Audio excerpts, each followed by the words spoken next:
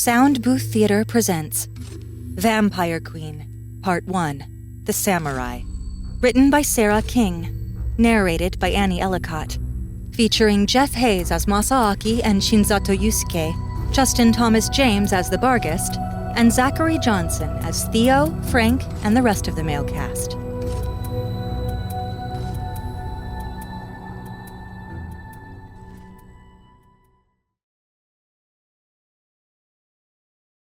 Chapter 1.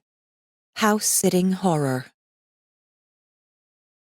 Staying well out of the beam of light piercing her parents' living room, Bonnie Stanford looked out at the sun, even then bouncing off the lush Alaskan wilderness at 10:30 at night, and fought down an instinctive wave of fear. She hated summer in Alaska. It was so confining, so depressing, so dismal. Often, as a child, she had spent her time huddled in a dark corner, imagining what it would be like to throw open the door and run out into those glorious rays as one last hurrah, forcing herself to endure. After all, it had to be all in her head. No one could be hurt by sunlight, right? But it did hurt. It was so indescribably painful that it gave Bonnie goosebumps just to think about it. The few times she had been foolhardy enough to go outside, she had been near comatose by the time someone had found her, curled in on herself, having long since screamed her voice away. And yet, even years later, even bearing the mental scars of those brief encounters with the sun, it was still alluring, still beautiful. Bonnie sighed, biting her lip as she looked down at the beam of sunlight at her feet. As she stared at it, fighting the longing to step out into that light, she suddenly could have sworn she felt a hand on her shoulder, steadying her. Reluctantly, Bonnie went to the window and drew the curtains shut. Too many times, faced with the glorious array of color just beyond her reach, she'd set her jaw and given in to the temptation, had decided she would not endure the seclusion any longer.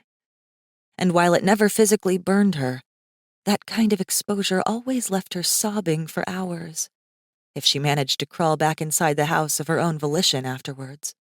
If she didn't, like those awful times that no one had found her for an hour or two, Bonnie had devolved into mindless, babbling agony, completely incapable of speech or movement for days afterwards.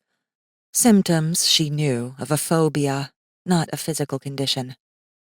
A fact that had not been lost upon her shrinks. So many times Bonnie had been forced to explain to her school counselors that the pain was real, not in her head. She had gone through hypnotherapy, visualization techniques, meditation, self-help books. Yet explaining it, recognizing it, accepting it, didn't change how horrible the sun felt against her skin. Even exposure to the secondary light bouncing off the rich walnut floor was enough to make her body start to ache in warning. Too much, and she would be sick for hours, curled up and retching.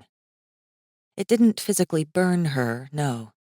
There was something else about the energy shed from Earth's brilliant orange star that simply made her want to die, like feeling one's essence being soaked in sewage, covered in slick and rotting excrement as it was ripped asunder from the inside. And, while reflections were bad, direct sunlight was enough to leave her shuddering, unable to move, able only to scream. School, obviously, had been a tricky affair for Bonnie. Her parents had insisted that she get the experience of going to public school, and had expressed to the counselors and teachers beforehand that she had a severe case of xeroderma pigmentosum, and she was unable to go out on recess, sit next to a window, or experience field days. She had been driven both ways in a specially made limo with tinted black windows, and walked the final feet to the schoolhouse door shrouded in opaque robes and carrying a parasol and sporting sunglasses. Schoolmates had laughingly given her the nickname Vampire Carrot, combining two of her most embarrassing traits, red hair and a fear of the sun. The stupid, cruel, and heartless bastards. The odd clunking sound came again from the attic, and Bonnie tore her eyes from the shaft of sunlight between the curtains to glance at the ceiling. The sound had come off and on for the last 3 weeks, and during that time, She'd idly wondered if a squirrel was making a nest up there, ruining all of her parents' fancy art and collectibles. Good for the squirrel, she thought bitterly. Her parents had hired her to house-sit, not pest exterminate. She hoped it found that huge, creepy Viking idol with the open arms of Freya that they'd made her kneel before every winter solstice until she was 18 and shat all over it. Not that Bonnie had anything against Freya specifically, but the weird cult-like way her parents had made her worship what they called the real gods made her bile rise every time she thought of it. But some of the brainwashing had stuck, regardless of how hard she'd tried to shake it. Bonnie continued to stare at that blazingly bright crack between the curtains, wishing to Odin there were a cure for her phobia. Her parents, die-hard pagans that they were, had always told her, when in doubt, ask Odin or the Jotnot for help. Seemed like a silly thing at the time, since this was America, and Bonnie had never heard of anyone seriously asking Odin or a bunch of giants for anything in this day and age. But it was a hard habit to kick. She just didn't have the exposure to learn anything else. She'd never even seen the inside of a church, for Christ's sakes. A ring at the doorbell made Bonnie flinch out of her reverie. Frowning, she glanced at the clock. 11:38 p.m., then at the front door. Her parents did not allow visitors. All hours courier service. A man called from the front door. Still frowning, Bonnie went to the door, which was heavily shaded with an enormous porch roof, and glanced through the mottled glass of the front window. A man in some sort of uniform was standing on the front step, with a white delivery van parked in the long gravel drive out front. Before her parents had called her to house-sit, they had told her they would be on vacation for 3 weeks, and that they needed her to be home all 3 weeks, just in case a special package arrived for them in the interim. Right. As if her parents' packages couldn't wait a day or two. If it was anything like the last packages that Bonnie had seen, it would probably pad the wallet of some kinky sex bondage company for the next 30 years. Knowing her parents weren't going to be back for another day or two, however, and finding herself unable to be rude, Bonnie reluctantly opened the door for the man. Immediately, he smiled at her and held out a clipboard. Courier delivery, ma'am, for Miss Bonnie Stanford.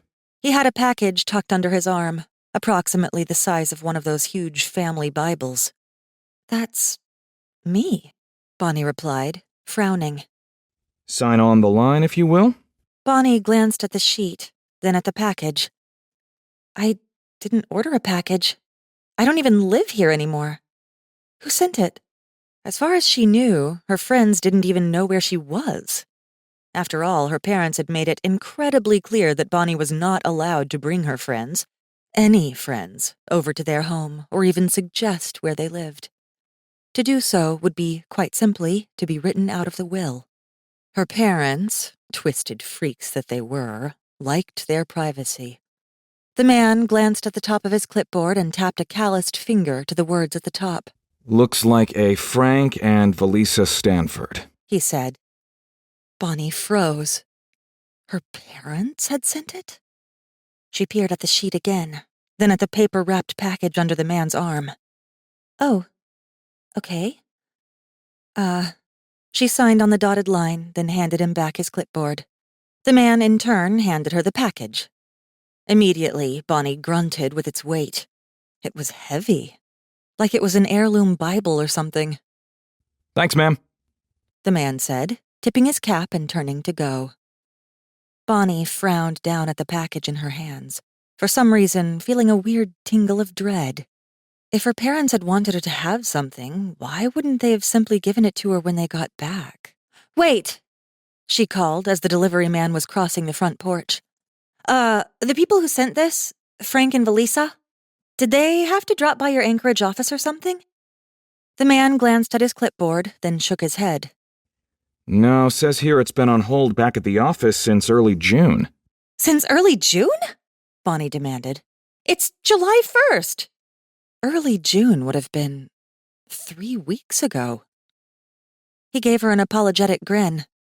Sorry, ma'am. Those were the instructions that were left with us. Then, obviously not wanting to get involved in a conversation he had no control over, The delivery guy ducked his head and hurried back to his van. She heard the engine start, and he drove quickly away.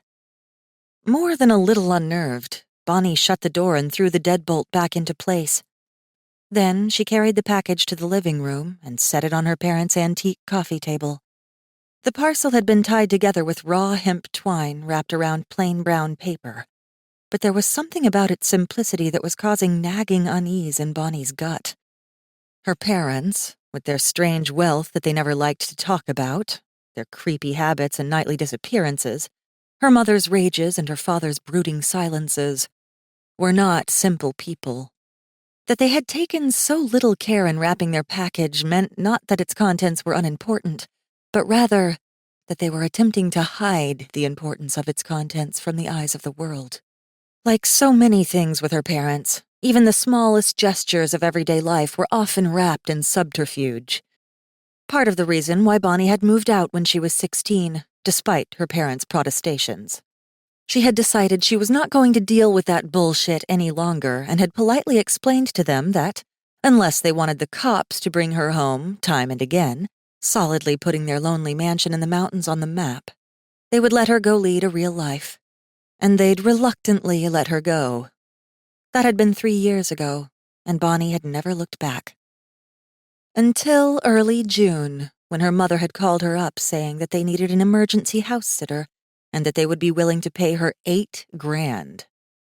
Bonnie had only reluctantly agreed, and only because she needed the money.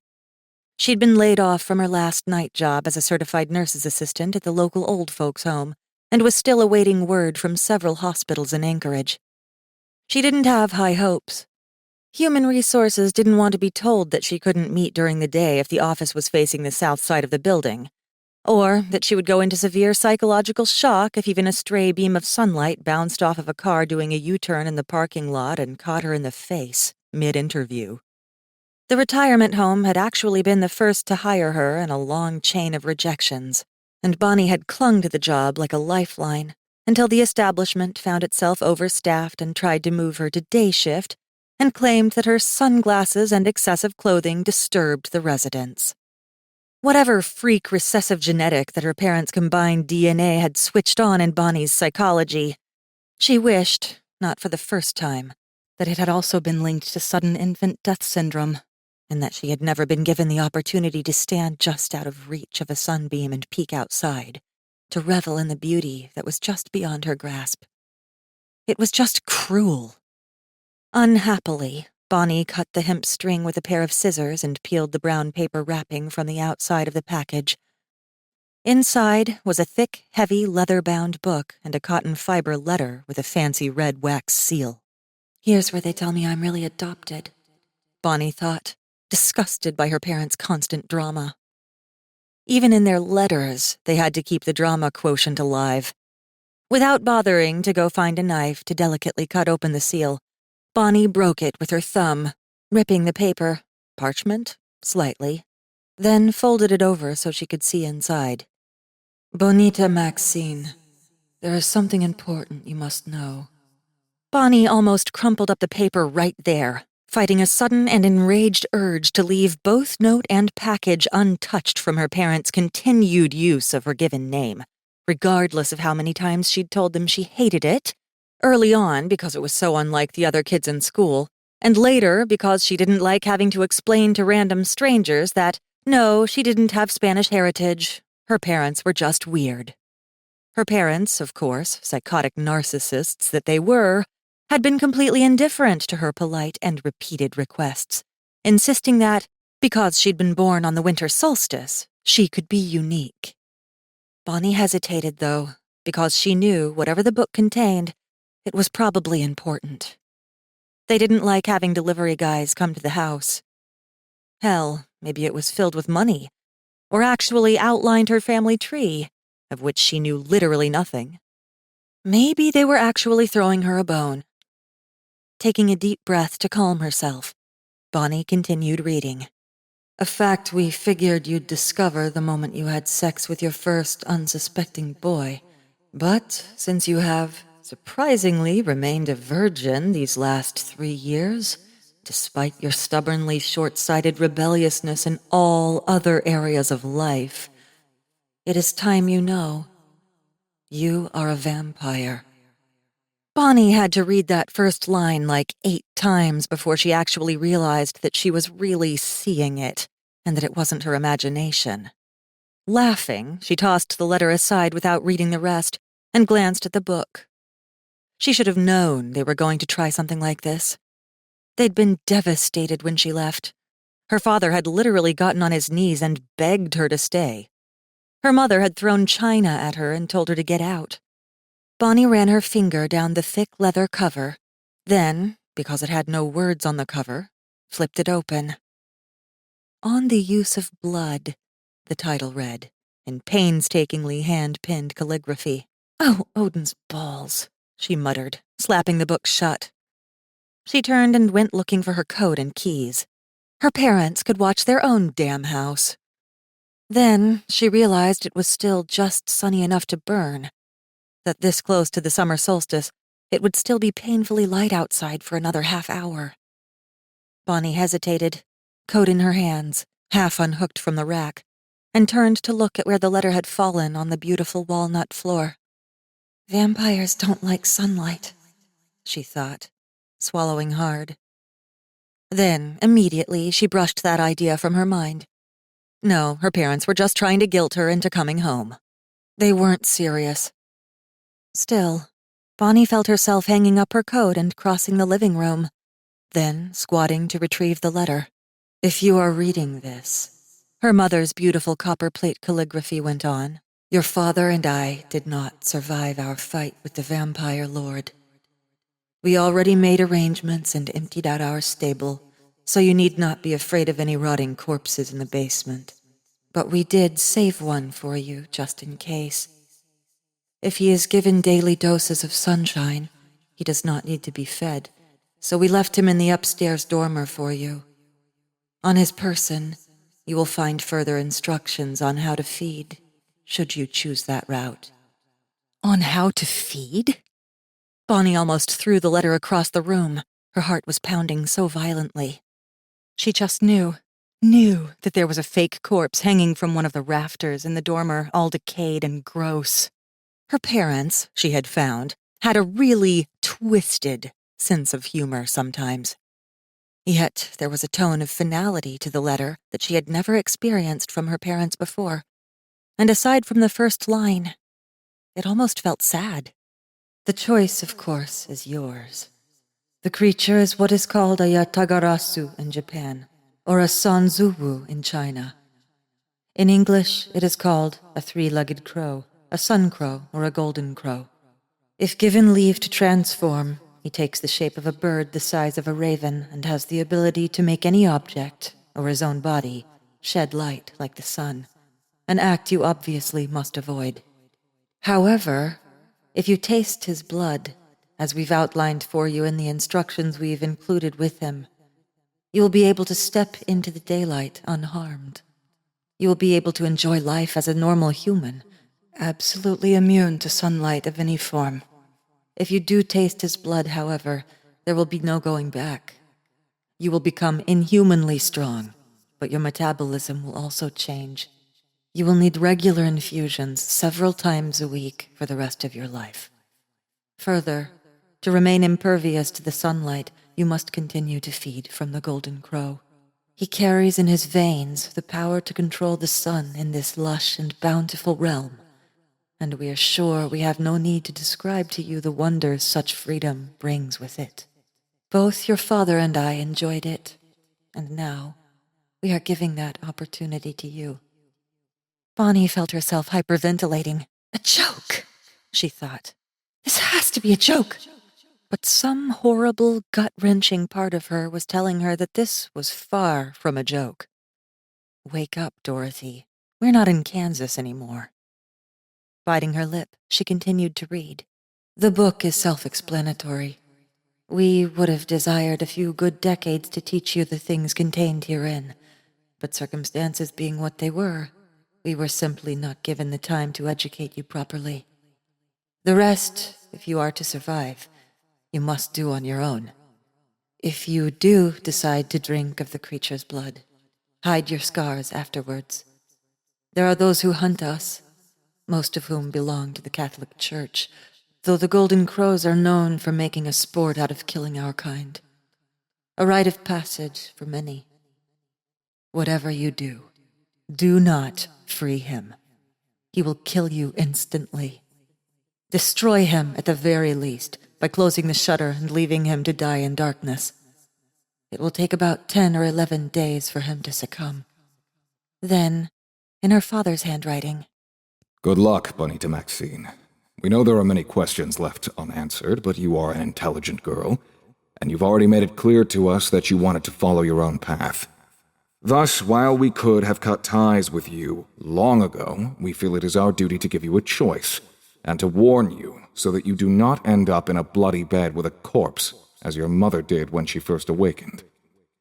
Oh, and my little Maxine, keep in mind that if you are reading this, there is a nest of vampires in Kanai and Soldotna that you should avoid at all costs. We went to war and we lost.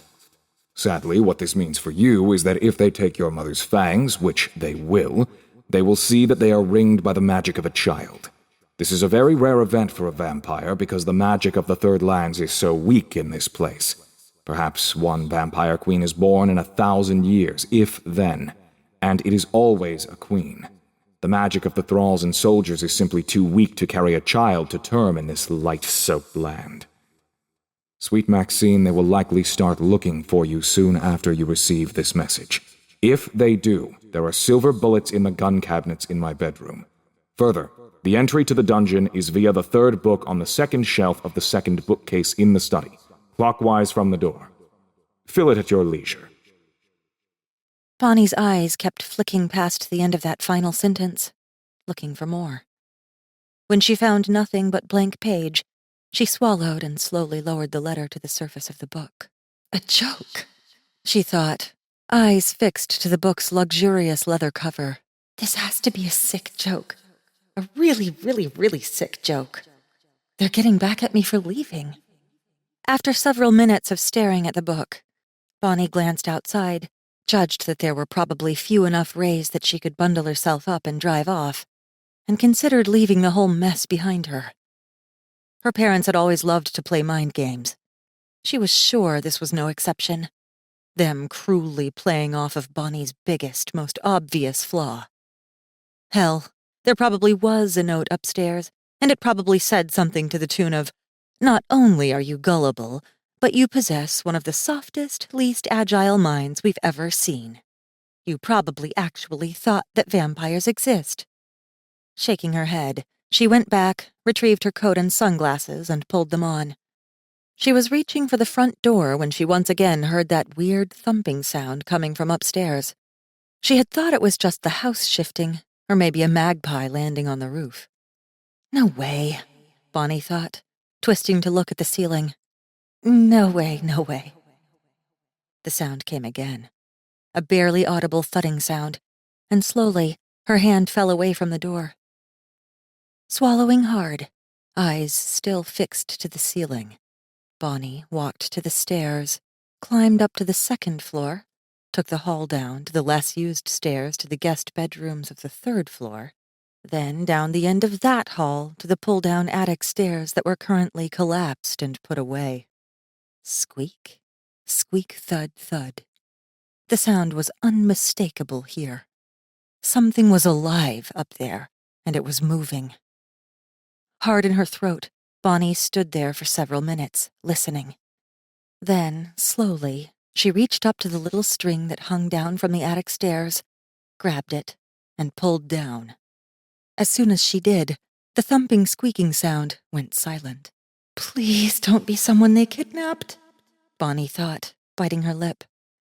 Her parents had always been weird.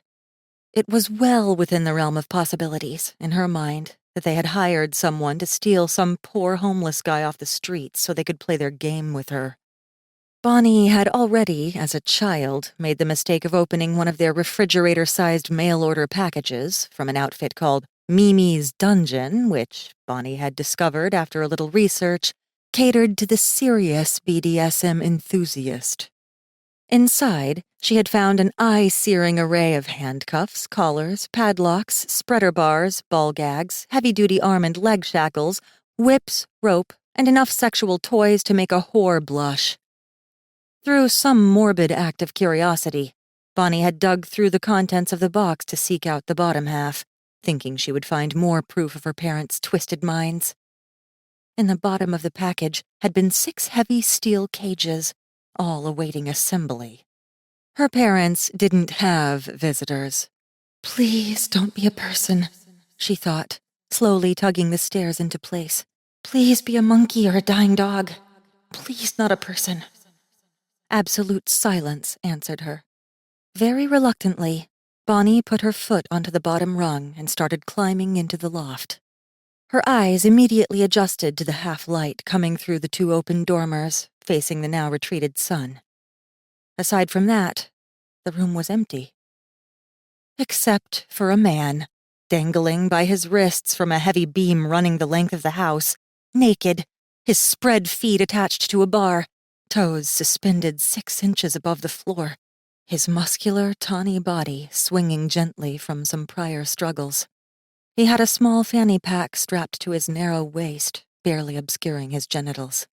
His near-black eyes had found her before she found him, and the hatred in his stare left no question as to the nature of his participation. "Oh, fuck," Bonnie whispered. Chapter 2. The Samurai. Just a little bit more. Masaaki leaned his head back to inspect the eye bolt as his body twisted and spun. In 3 weeks, he thought he had made it spin 2 whole revolutions in the beam that held him. The swivel between the cuffs that held his hands and the eye bolt, however, had absorbed much of his contortions. Some days, those days when the despair won out, he wasn't sure that the bolt wasn't in the exact same place where they had left it. But he had to believe. After what he guessed to be nearing the 6th century of captivity by demonic Thirdlanders, if he lost hope, he might as well die. He kicked his legs again, twisting his body in its bonds, head tilted back to watch the eye bolt. The swivel caught his motion again and he spun freely, the bolt remaining securely in place. It hasn't moved. You're just deluding yourself. It's been 3 weeks, and it hasn't moved. Masaaki sucked in a breath to sob, but the sound was stopped in a slurry of spit that rolled out from under the ball gag that the monsters had left strapped in his mouth. Calm down, he told himself, as the aching throb in his shoulders once again almost drove him to another miserable sobbing spree. For 3 weeks, the monsters had left him alone up here. And for 3 weeks, he'd had no idea what they meant to do with him.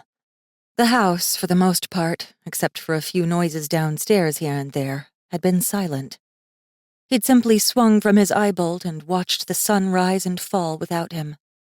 Masaaki lowered his head, tears stinging his eyes. Saliva dribbled down his chest from where his lips were pried apart by the rubber ball. Realizing he was about to devolve into another wretched sob fest, he closed his eyes and concentrated on his breathing. They meant to keep him alive, obviously. As much as it hurt to hang from his wrists, unable to ease the tension in his arms and shoulders, they wouldn't have opened that window if they meant to kill him. Then what? Why leave him alone up here? Why leave him alive when they had so carefully killed all the others in front of him down in the basement dungeon?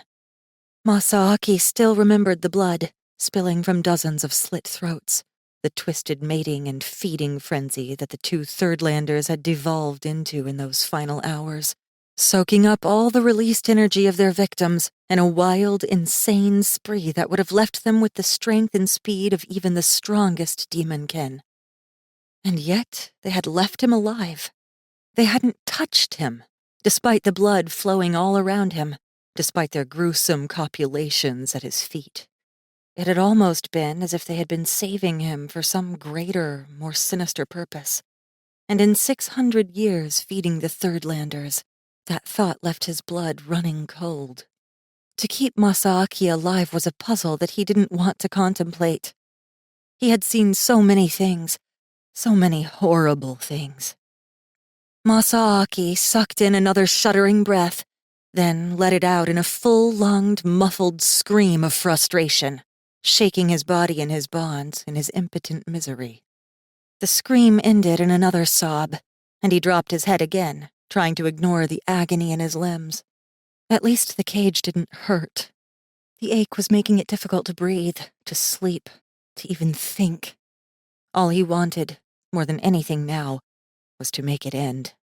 Be that by twisting the eye bolt loose and dropping him to the floor, or a vampire coming in and cutting his throat. He didn't care. He just couldn't handle hanging anymore, suspended a good 6 inches from the ground, unable to support any of his weight with his legs. Ancestors, please, if you've ever heard my prayers, listen to them now. I want to die. I can't take this anymore. His soul was about to break. He could feel it. He was a warrior. Yet, for longer than he could remember, he had served as food for demons. Another day of this, and he would lose his mind. If his ancestors heard him, they gave no sign. Breathing deeply around the ball forced into his mouth, he took several deep breaths, then again glanced at the eye bolt in the ceiling. Had it moved? Looking straight on from below, it was difficult to tell how far, if any, he had worked it out of the beam. He lifted his legs again, held spread apart by the bar, doubtlessly to hamper such things, and twisted his body as violently as he could. He heard the metal hook thump in the eye bolt before the swivel squeaked again, relieving the pressure. Damn it! His mind screamed, on the verge of panic again. Ever since the vampires had transferred him up here from the blood-soaked dungeon where he had watched their final gruesome frenzy, he had gone through every incarnation of emotion, from hope to despair, relief to foreboding, gratitude to misery. Today, after watching the sun go down for the 3rd straight week without a visitor, he was hovering somewhere close to dread. They hadn't fed on him. That meant they had some other horrible plans for him. And with vampires, that meant it would be something meticulously crafted to break his mind and soul. Yet, after 6 centuries, the thing that had come closest to breaking him was not knowing. Actually being left alone, unmolested and in pain, to wait. Their tortures he could deal with. He had long ago learned to partition his mind, to tuck himself into a distant corner as they played with his body, removing himself from the actual horrors of what was happening to him. But left alone like this, after watching every one of his former companions slaughtered in a vicious mating ritual, the pain in his shoulders giving him no sleep. Masaaki knew he was close. Much too close. He took another unsteady breath, felt saliva again dribbling down his front from where his jaw was pried painfully open, and lifted his knees to kick out again, refusing to give in. He was a warrior. A samurai who had been betrayed, sold to the Third Landers by his master. Again, he felt that wretched sob in his chest. A samurai was willing to die for his master, 1,000 times over. He had given up his swords quietly at his lord's command, knowing the man had gambling debts, that giving him to these people would somehow repay them. Only after they had stripped him of his armor and collared him in ensorcelled steel had he realized just how he was meant to repay his master's debts. That was what his generations of blind loyalty to the Heishi clan had gotten him. That had been his gift for the heartfelt fealty, his unquestioning servitude, his respect and counsel. He had been betrayed. Betrayed by the one he had served with every ounce of his being. He had known, on that breezy morning, listening to the wind as it dislodged the cherry blossoms, that he shouldn't have told the latest clan head what he was, that it was a secret Masaaki should have carried to his grave, like his new daimyo's esteemed ancestors before him. But not telling had felt like a lie, and after 8 of his masters had come and gone from old age, their souls added to the family shrine, his secret guarded to their dying breaths, Masaaki had found he could not lie to the latest man he served. It wasn't in his nature. The trust went too deep. So Masaaki had told the latest head of the clan, sitting there in the rock garden, watching the blossoms roll on the wind in swirls of pink and lavender. He had spilled his secret, despite the nagging sense that the latest Heishi was a cheat and a swindler, and didn't have the honor and even the pinky finger of either his father or grandfather. But Masaaki had told him anyway, trusting in Bushido. On that morning, amidst the cherry blossoms, his new master had shown no more surprise than a single raised eyebrow, and Masaaki had thought, in that devastating moment of naivete, that his secret had been safe, as it had been with the 8 men before. He had gone to bed that night, unhindered by fears or suspicions. He had believed in the way of the samurai, had felt such complete fealty to his master that it did not even cross his mind that the little raised eyebrow could hide something more. And yet, 3 nights later, a group of warriors had arrived at the palace, escorting a black, curtain-shrouded palanquin. His master had ordered him to the soul-cutting shame of relinquishing his weapons to the man in the palanquin, then had him stand still as they affixed a collar around his neck like an outlander slave.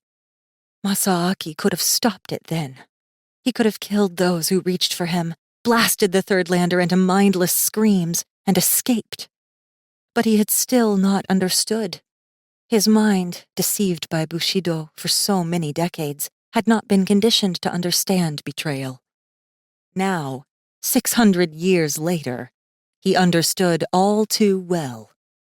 Masaaki sucked in another breath around the rubber ball and his own saliva, feeling the shuddering racking of sobs beginning deep in his gut.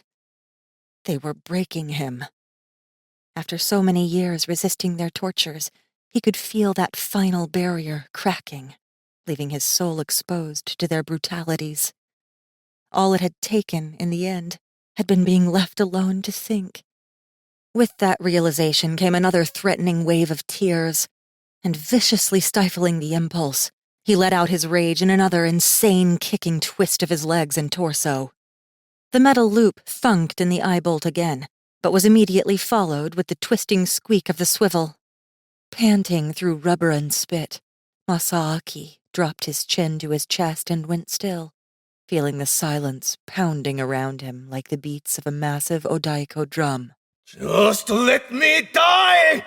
He pleaded.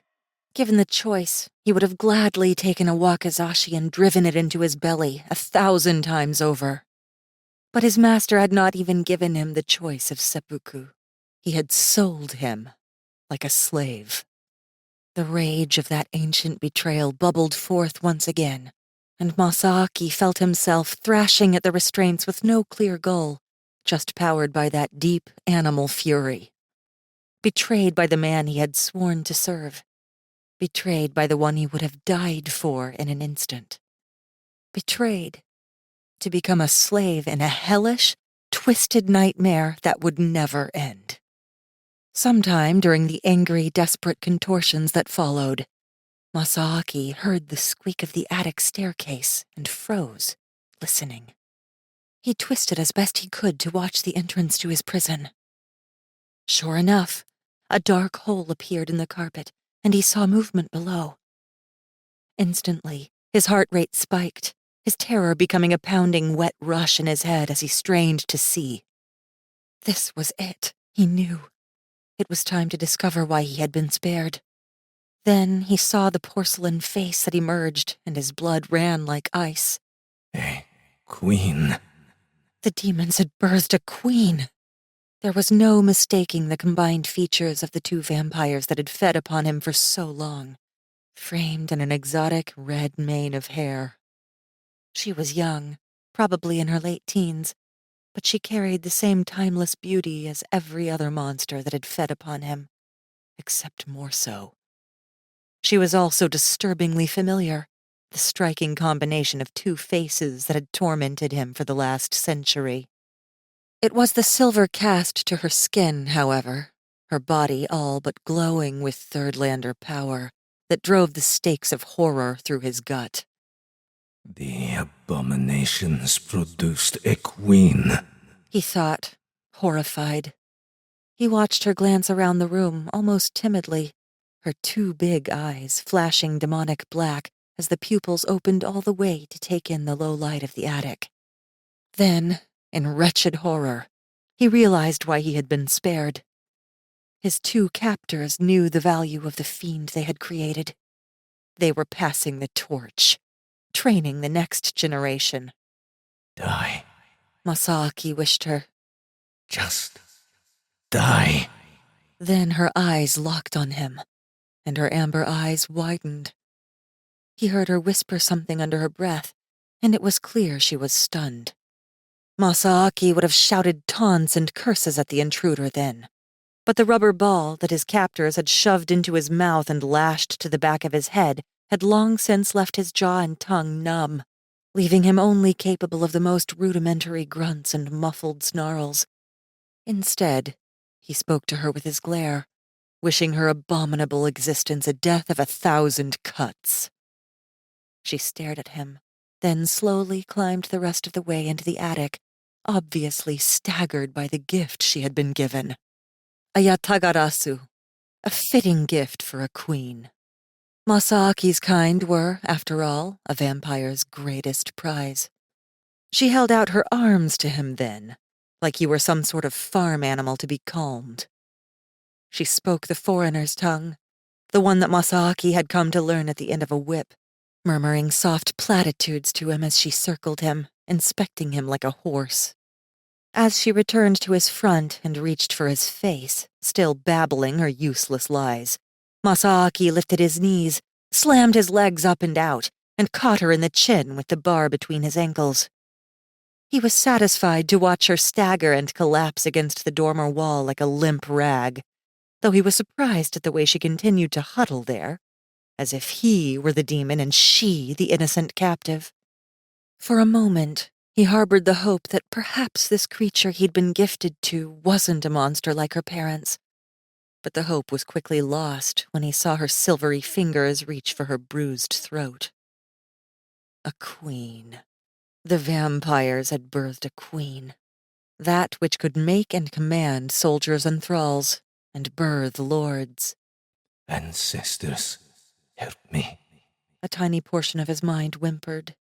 Queens required more sustenance, more energy. Of course they had saved the Yatagarasu for her. She would probably drink of him daily, would feed from both his soul and body, as had her mother. Use his power to spawn more of her kind. Yet the wide-eyed look she was giving him didn't belong to that of a nest matron. It was not the poised look of one who had found her consort. She almost could have passed for a panicked kid. Masaaki quickly squashed that thought down. No, like mother, like daughter. And not 3 weeks ago, the mother had used his body in a disgusting frenzy of copulation, still covered in the blood of his fellow prisoners, as her husband made similar use of a corpse. A queen. His stunned mind babbled.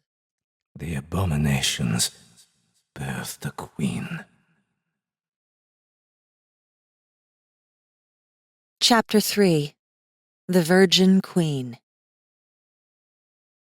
He had kicked her. Bonnie was still reeling at the pain in her jaw and spine, stunned by how close he had come to hitting her in the throat. A blow she knew from her parents' patchy self-defense classes that would have killed her. Meeting the man's hate-filled gaze, Bonnie knew she probably should have just gotten to her feet, inched her way between him and the dormer, and fled the attic, never to return. But something her mother had written in the letter stayed her hand. If you are reading this, your father and I did not survive our fight with the vampire lord. Could she be serious? Could they really be dead? Look, Bonnie said softly, getting back to her feet by sliding up the wall. I don't know what my parents did to you, but I'm going to help you, okay? She could see by the unchanging fury in his eyes that he either could not understand anything she was saying, or he didn't believe a word of it. "Shit," she whispered again, swallowing. About 80% of her wanted to call the police. The last 20%, however, was the gut instinct while looking into his furious brown eyes, seeing the unmistakable hatred that he bore for her, that he would come for her the moment he was free, in retaliation for whatever crimes her parents had committed against him. And judging by the way he was hanging in their attic, buck-ass naked, suspended in what looked like a painful position by his wrists, she was pretty sure that whatever they had done to him, it had been bad. "Listen," Bonnie whispered, daring to take a step towards him, though still out of range of his kicks. "I'm going to take the ball out of your mouth so we can talk, okay? Please don't kick me." She thought she saw a flash of shock in his intelligent brown eyes before they darkened again. "Okay," she said, gingerly taking another step to the side, skirting around him to get to his back. "I'm getting you down, don't worry. Just hold on." When he merely followed her progress with his eyes, glaring at her over the red rubber ball prying his jaw open, Bonnie found the courage to step up and put her hand on his shoulder to spin him gently. As soon as her hand touched his skin, however, he jerked viciously away from her and shouted something against the rubber ball. His struggles made him twist where he hung so that he was once again facing her, scowling at her like she had just tried to desecrate his mother's grave. Bonnie said, nervous. "I need to get at the back of your head to unbuckle the gag. I could walk around?" He snorted in unmistakable disgust and looked away. "He thinks I'm lying," Bonnie thought, horrified by his reaction. What had her parents done to him? Okay, she said softly. "I'll just walk around." She went gingerly behind him and lifted her hands to the back of his head. Immediately, his entire body froze in its bonds, as rock-stiff as a statue. Nervous, but glad to be behind him out of the range of his kick, Bonnie began to unbuckle the gag. To her surprise, he didn't twist and try to kick her, as he had so viciously the first time she'd tried it. When she pulled the rubber ball free and stepped back with the leather straps in her hand, the man was slow to close his mouth, looking almost as if it pained him to do so. She saw him work his jaw, still watching her with hatred. Bonnie said, flinching under his glare. I really don't know what to say, but I want you to know I had absolutely nothing to do with this, okay?" He continued to scowl at her in silence. Outside, the birds had finally fallen silent as nighttime hit Alaska in full swing. Then it struck her. The fanny pack. Her parents had left instructions. Bonnie said, swallowing at the sudden overpowering urge to open the fanny pack buckled to his narrow hips. To be able to walk in the sun. She immediately fought that down. No way. She was going to help this man. She just needed to convince him she wasn't...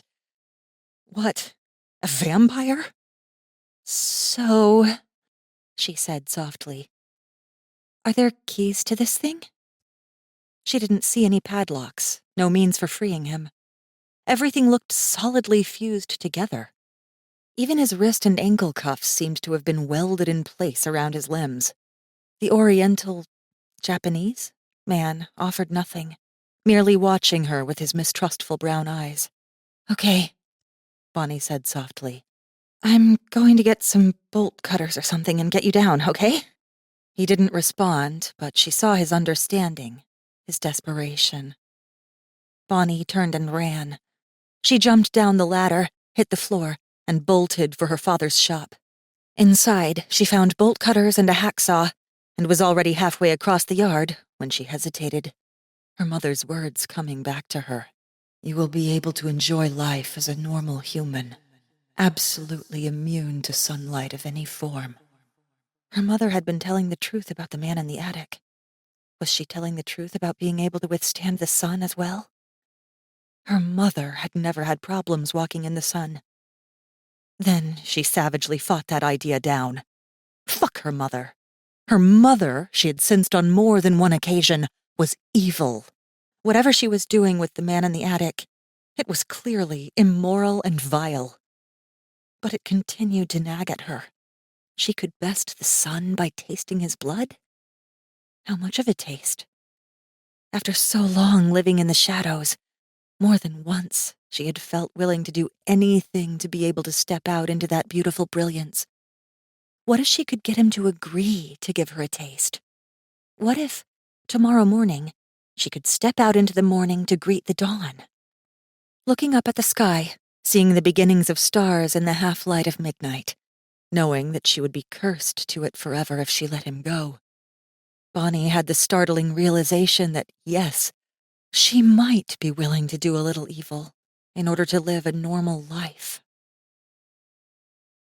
When the third lander came crawling back into the attic, she carried an armful of tools, and a glass and a knife. Seeing that, every fiber of Masaaki's being went stiff, and that tiny flash of hope that he had allowed himself was squashed in a mingled wave of horror and dread. She seemed to hesitate, looking down at the tools in her hands. So, this is maybe going to sound really weird, she started.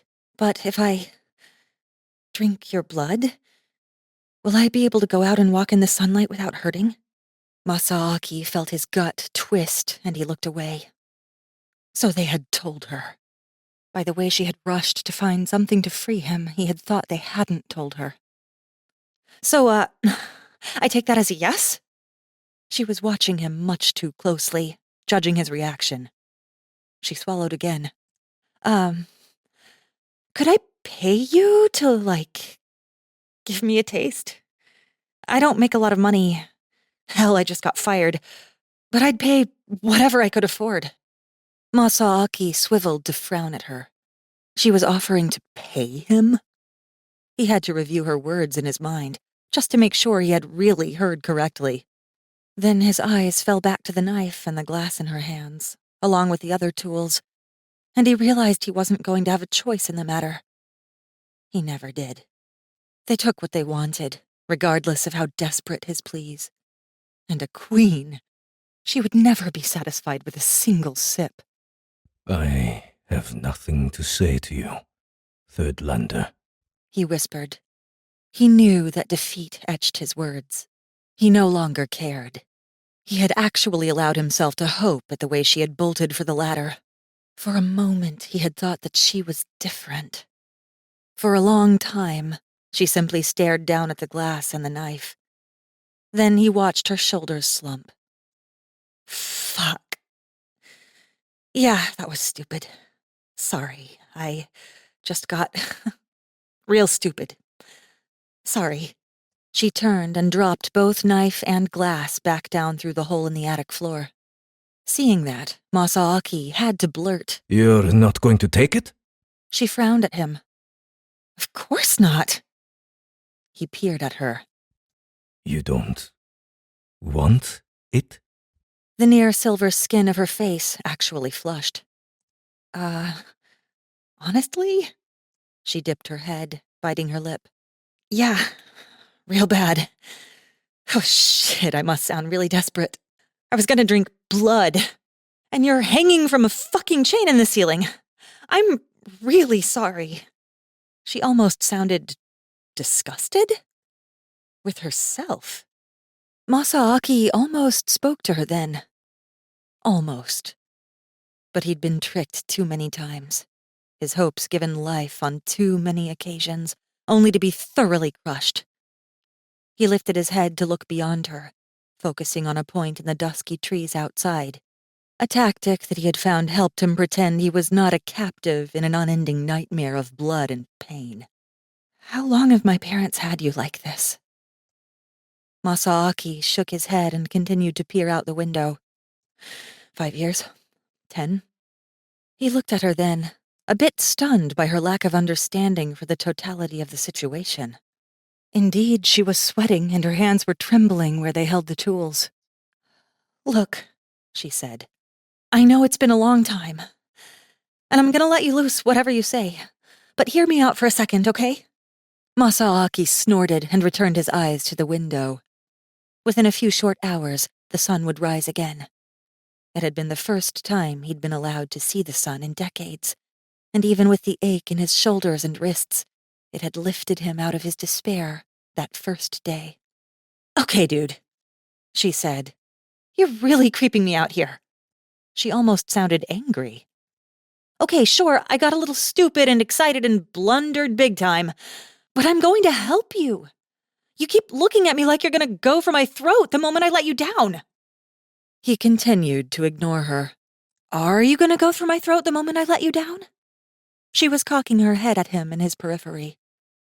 He started counting the leaves on the tree in the distance. She walked up to him and poked him in the chest with a small, pointed finger, making him grunt.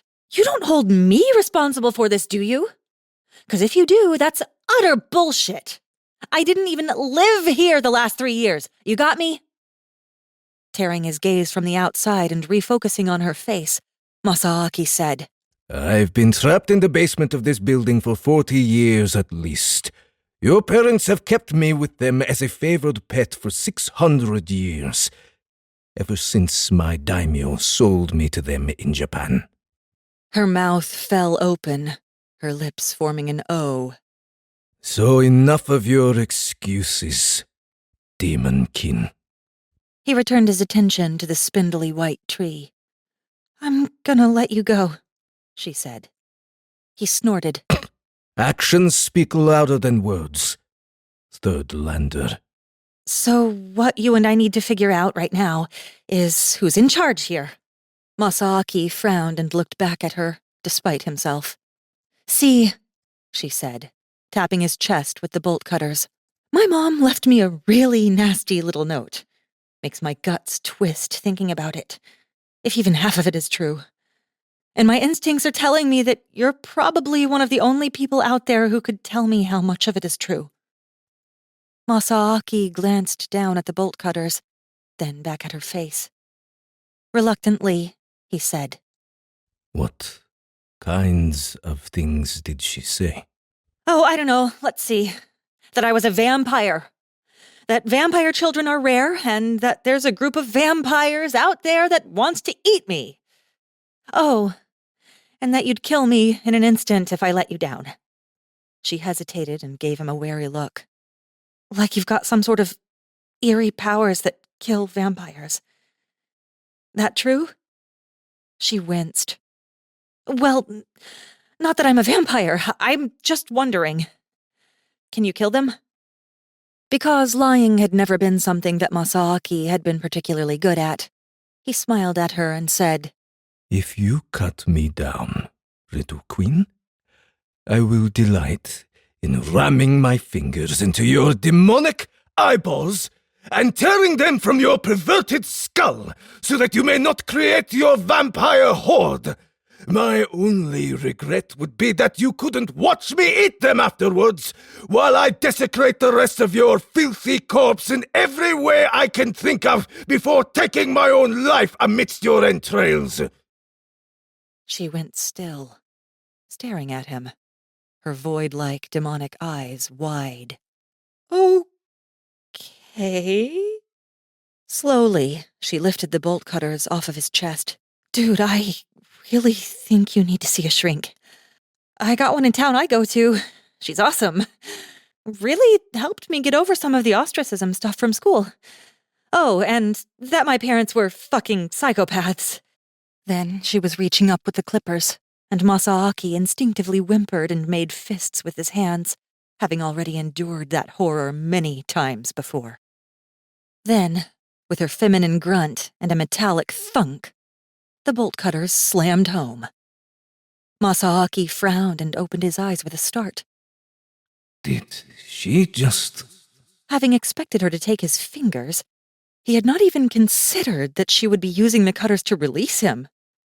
Then the chain between his wrists snapped, slid up through the swivel, and out the other side. And suddenly, Masaaki was falling. His bare feet hit the carpeted floor, and his knees, unused to supporting his weight, collapsed beneath him. He hit the ground hard, falling backwards, his arms slamming limply into the floor with him. Instantly, agony began assaulting his shoulders and arms. He shrieked, his back arcing against the carpet as the blood began rushing back to the nerves. It made him feel as if he had lost his limbs, as if they were merely throbbing hunks of ragged meat attached to his collarbone. He groaned and ground his teeth, waiting for the pain to stop. He lay there panting for several minutes before he realized that the girl was still in the room with him, watching. "I just want to make it really crystal clear that I'm not like my parents," she said, standing a good 10 feet out of reach, bolt cutters in hand. It was obvious she was going to brandish them as a club if he tried to approach her. But Masaaki wasn't looking at her. He spread his wrists apart for the first time in decades. The sight was so beautiful to him that he simply started to weep. He didn't realize she had moved closer until a grating rumble drew his attention to the hacksaw she was running through the bar between his legs. Head bent, her face tight with concentration. The vampire said, "I'll figure out how to get the cuffs off. Looks like they actually welded the fuckers on." Masaaki simply could not comprehend the fact that she was kneeling between his legs, cutting away the bar. He watched in stunned silence, his freed hands dropping to his sides. He hadn't realized he was crying until the hot warmth slid down his cheeks. Please don't let this be another ruse, He thought, desperate. Please, ancestors, by everything that is holy, let this naive little vampire girl not be a trick. The hacksaw took much longer than he had expected, and he watched the little beads of perspiration form on her forehead. She was having problems cutting it? At first, Masaaki grew angry, thinking this was another game, that she was simply toying with him. After all, since when did a vampire have problems putting enough force behind?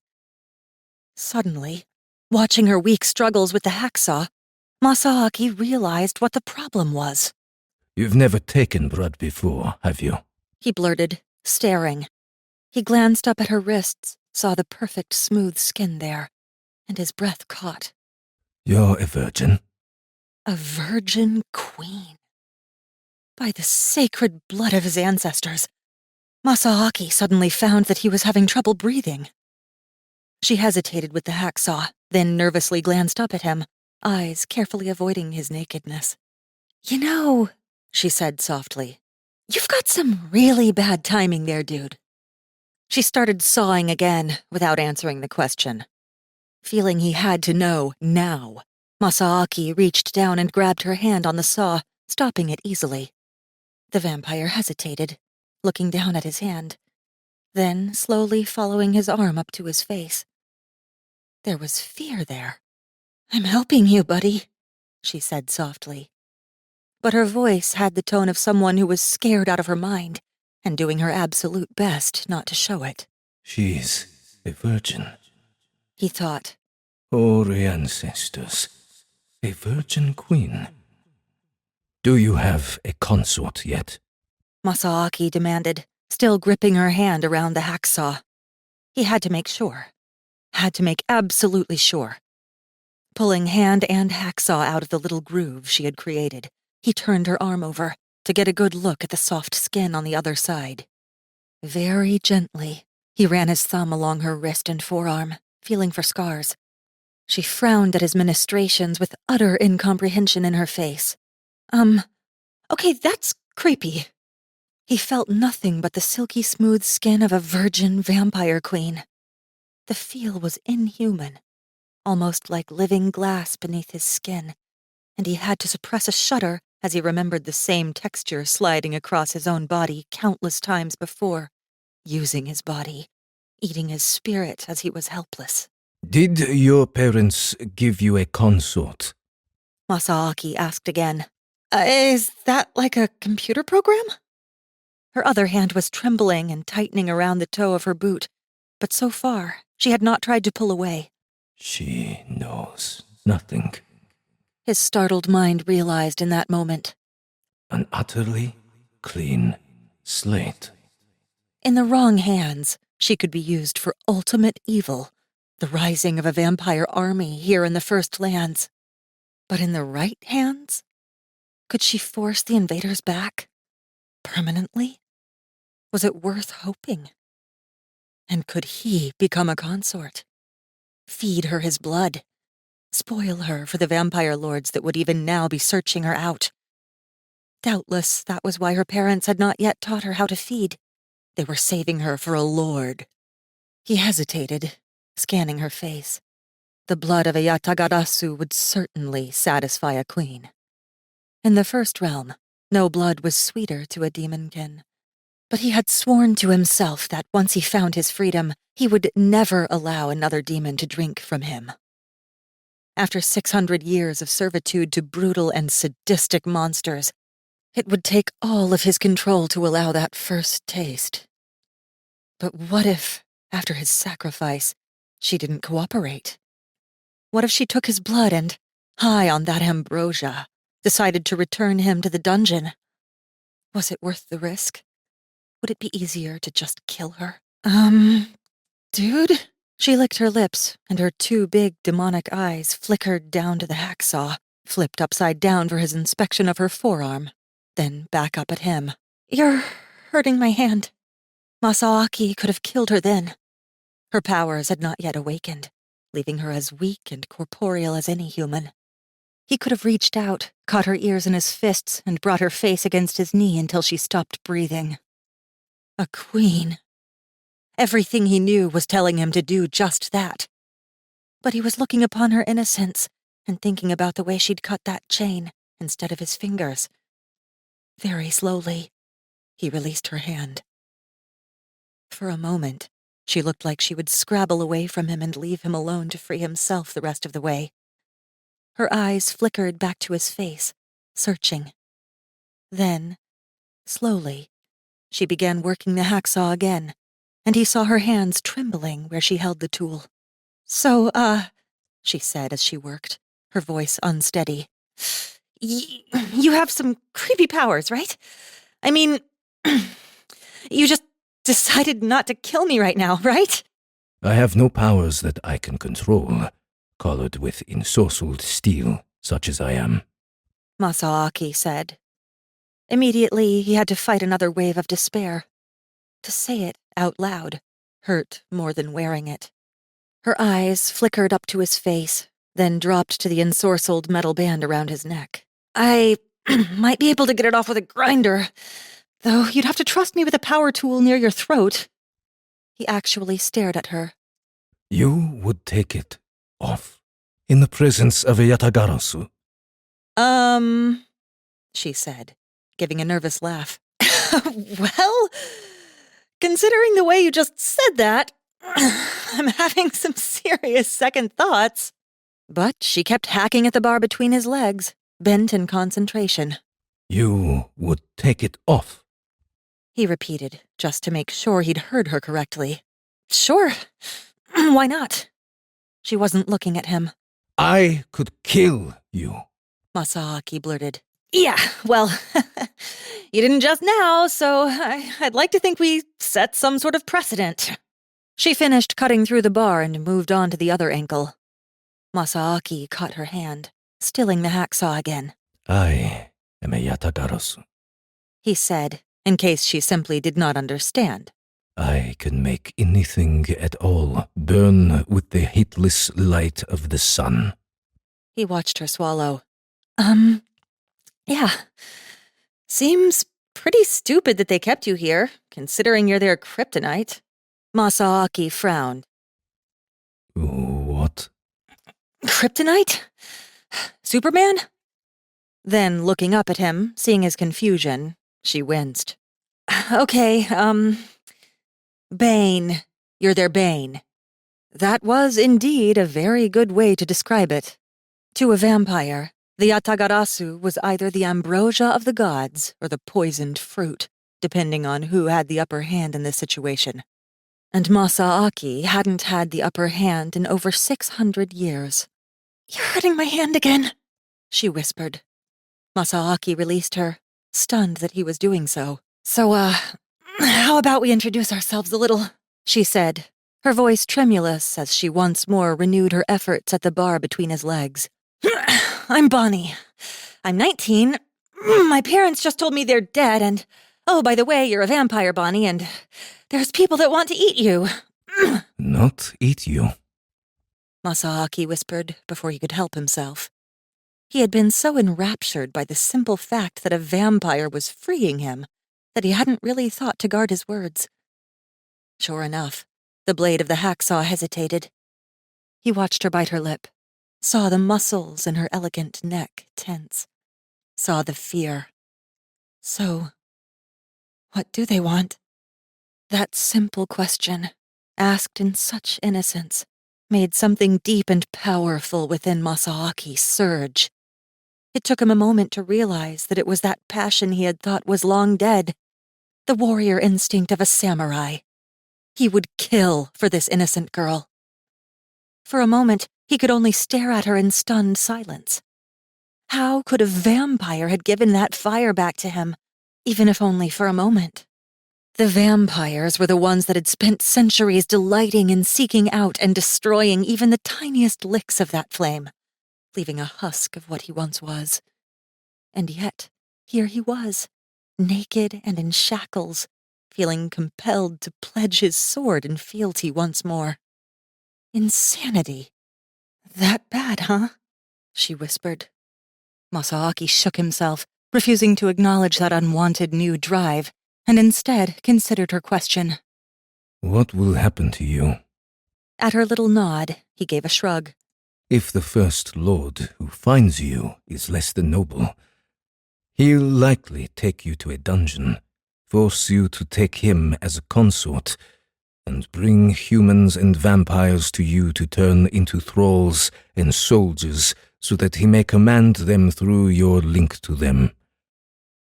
Oh, and compel you to birth him more queens. She was staring at him. Please tell me you're not serious, she whimpered. Such is the risk of being a queen. I'm 19!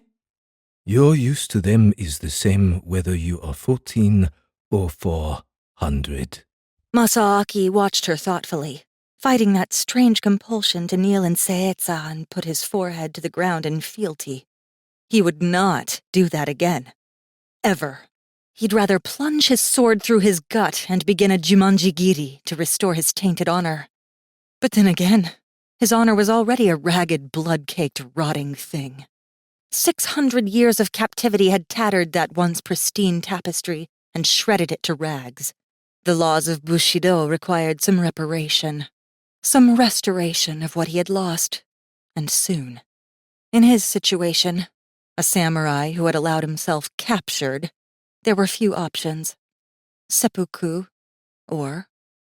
He hesitated, looking at her. A samurai lived to serve. He lived to fight for his master. It was the very basis for his honor. But why would a vampire queen not violate that oath? When a man trained in Bushido, raised by a line of men whose breathtaking nobility had been the subject of poets, a man who was deeply studied in the arts of the samurai, had violated that sacred trust. Tell me, little queen. Masaaki said after several minutes of internal struggle. Are you all alone in this house? You said your parents are dead. You have no uncles or brothers? No one to protect you? Her eyes widened and flickered up to his face, and he saw her sudden flash of fear. Softly, she whispered, I cut you down. It sounded like a plea. It took Masaaki a confused moment to realize why. She thinks I ask because I'm going to kill her. Masaaki thought. He cleared his throat embarrassedly. No. I ask because I can help you. She blinked at him, and the relief on her porcelain face was painful. You can? My name is Masaaki Yatagarasu. I was a samurai of the Heishi clan. It's been some time, but I was trained in many forms of combat for many years. He gestured at the bands around his ankles. I can help you, but I need to know if you have vampire kin that will throw me in their dungeon the moment they realize what I am. To a vampire, a Yatagarasu is a prize. She swallowed. Still not entirely trustful, she said. If my parents weren't lying through their asses in their letter, they're dead, and I'm all alone here. But they've lied about stuff like that in the past. They've always been creepy. They're vampires. If they are not dead, then they need to be. Then, at the way the girl flinched, Masaaki realized his mistake. Even with her overly big eyes, her glass-smooth skin, and her ruby lips, he wasn't, he realized, stunned, even thinking of her as a vampire. Embarrassed all over again, he said, There might be some exceptions. May I read the letter? She hesitated a long time, her feminine neck still bent to her task, glowing almost silver in the dusky half-light. A queen, Masaki thought again, still stunned by the fact. Then, slowly, she straightened, and her golden eyes showed another moment of fear before they slid away. Yeah.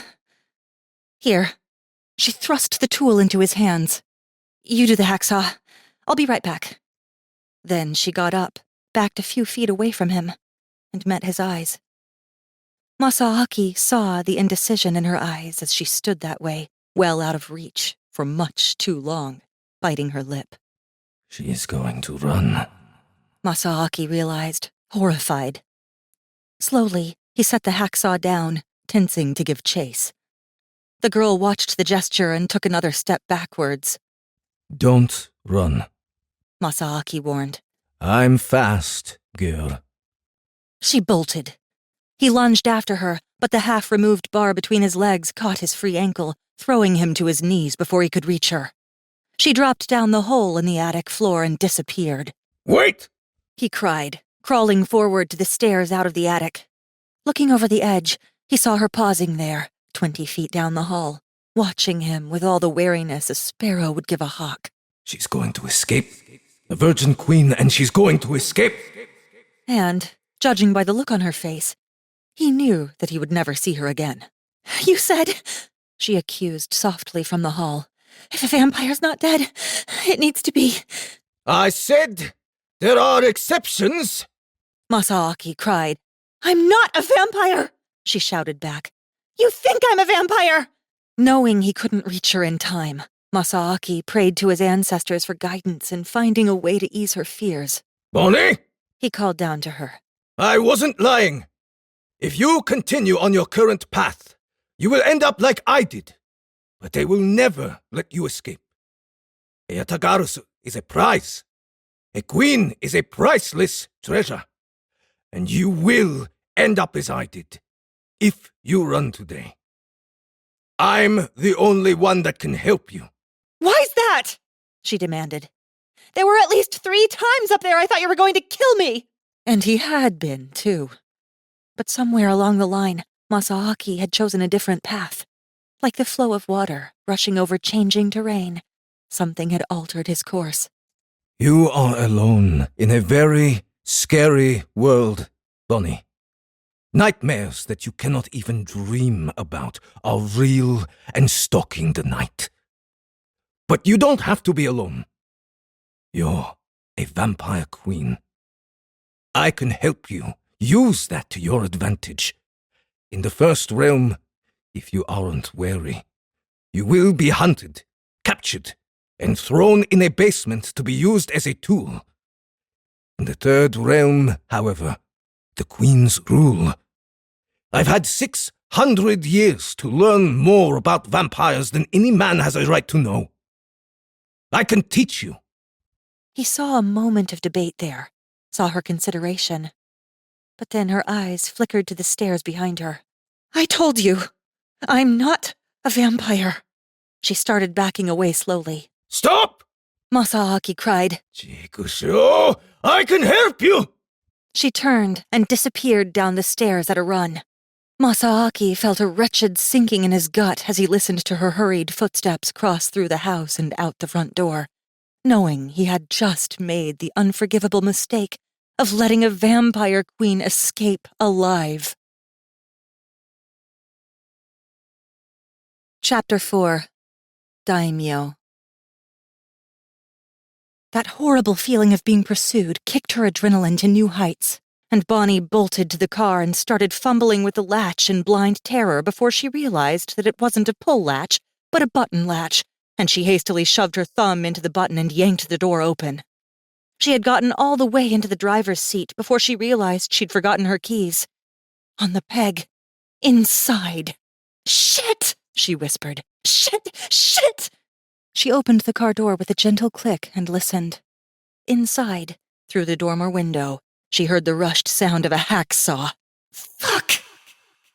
Bonnie carefully got out of her car and tiptoed back to the house. Upstairs, the hacksaw went quiet. "Oh, God," she whimpered inside. "Odin's balls. Odin's fucking balls." She twisted the knob timidly and opened the door, very careful not to make a sound. Upstairs, she heard a thud. "He's out of the attic!" her mind screamed. She threw the door open, lunged inside, and yanked the keys off the rack just in time to see the naked Japanese dude hesitate on the stairs, giving her a startled look. Bonnie leapt backwards, slammed the door shut behind her, and bolted for the car, leaving her wallet and all of her ID, money, credit cards, and half-filled coffee vouchers on the hook with her coat. She was running for her life now, and she heard the door rattle behind her. Odin's balls. He was fast. But the rattling continued as she made it to a skidding halt in the gravel beside her car and flung the door open.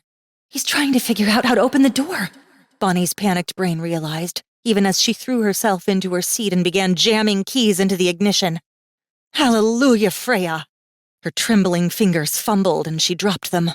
"Fuck!" she screamed, in terror now. She took just enough time to check to make sure that the front door was still closed before she ducked her head down and scrabbled for them under the pedals. Then it opened with a crash, and bare feet were thumping across the front porch. "Oh, God! Oh, God!" Bonnie whispered, her trembling fingers finding the Dodge key and shoving it into the ignition. She twisted violently and the engine caught, began to purr. Bonnie slammed her foot on the gas. The car revved in neutral. A fist slammed through her window and started tearing at the glass. Bonnie screamed and leaned out of the way of the tawny hand as it reached for her. She was about to put the car into reverse, leaning to the side, when she saw the man's glowing yellow-white eyes. Then she forgot all about cars and engines and gears, and slammed her foot down on the gas again, screaming. "Come out!" he snapped, slamming a fist into the cab of the Dodge Dart, making a dent just above the crown of her head. His knuckles were bloody from the glass. Bonnie cringed and started crawling towards the other side of the car. He frowned at her and reached in after her. Bonnie yanked the opposite car door open and spilled out, just as his bleeding fingers caught her shoelaces as they scrabbled for her leg. Screaming again, Bonnie kicked at him. Then, when he grunted and released her, got to her feet and ran for the highway. No! He shouted. Chikuso! Come here! She heard him come around the car after her. Bonnie stayed on the gravel, knowing it would be harder for him to follow her on the gravel. Bare feet. Had to use that. Oh, God, she was gonna die. Indeed, he was running on it anyway. Catching up. Bonnie screamed again and ducked her head. Stop running! The man shouted behind her. She could make it to the highway. He couldn't kill her on the highway. Then she realized that the highway was another 5 miles away, and that there was only a lonely dirt road running up to her parents' ancient homestead. She took a last few steps, then came to a halt, spinning to face her pursuer. He slowed to a cautious walk, naked except for the fanny pack. He looked like a big cat whose rabbit had unexpectedly stopped running. Oh, fuck! Bonnie's terrified mind whimpered. He was bigger than her, faster, more deadly. A samurai, she thought. I am so screwed. She started edging around him, making a wide circle back toward the still-running car. He watched her alertly, following at a distance, but he made no moves to try and keep himself between her and the vehicle. I have a proposition for you, vampire. The word left a leaden weight of dread settling in her stomach. I'm not a vampire, she whimpered, easing back to the car, stunned he was letting her do it. Could he just not realize what it was? How long had he been imprisoned? You are a vampire. he insisted. The fact you've not yet been made a woman by a man doesn't mean you are not a vampire. Oh, she did not like the sound of that. Bonnie spun and raced back to the car. Then she thought about how much time it would take to get the door open and get inside, and she altered her trajectory for the house instead. She bolted up the steps, lunged across the front porch, and threw the door open. She stepped inside and slammed it shut just in time to catch him in the face. Hyperventilating now, Bonnie threw the deadbolt, then ran around looking for a phone, unable to think. She needed a phone. She started searching countertops and couches, looking for the last place she'd put it. Behind her, she heard glass shatter and heard the mottled entryway window collapse to the floor. Seeing his big, naked body step through the now-open window, however, Bonnie forgot about phones. She took several steps backwards, edging towards the stairs. Stop, he growled. I'm faster than you, girl. And I was tortured by your parents for the last 600 years. This is not going to go well if you keep angering me. Indeed, his eyes were twin glimpses into a golden star. Not human, she realized, sparking more terror. He's not human. Remembering the guns upstairs, Bonnie spun and ran. She raced up the stairs and bolted down the hall to her parents' master suite. Behind her, her pursuer cursed and started up the stairs after her.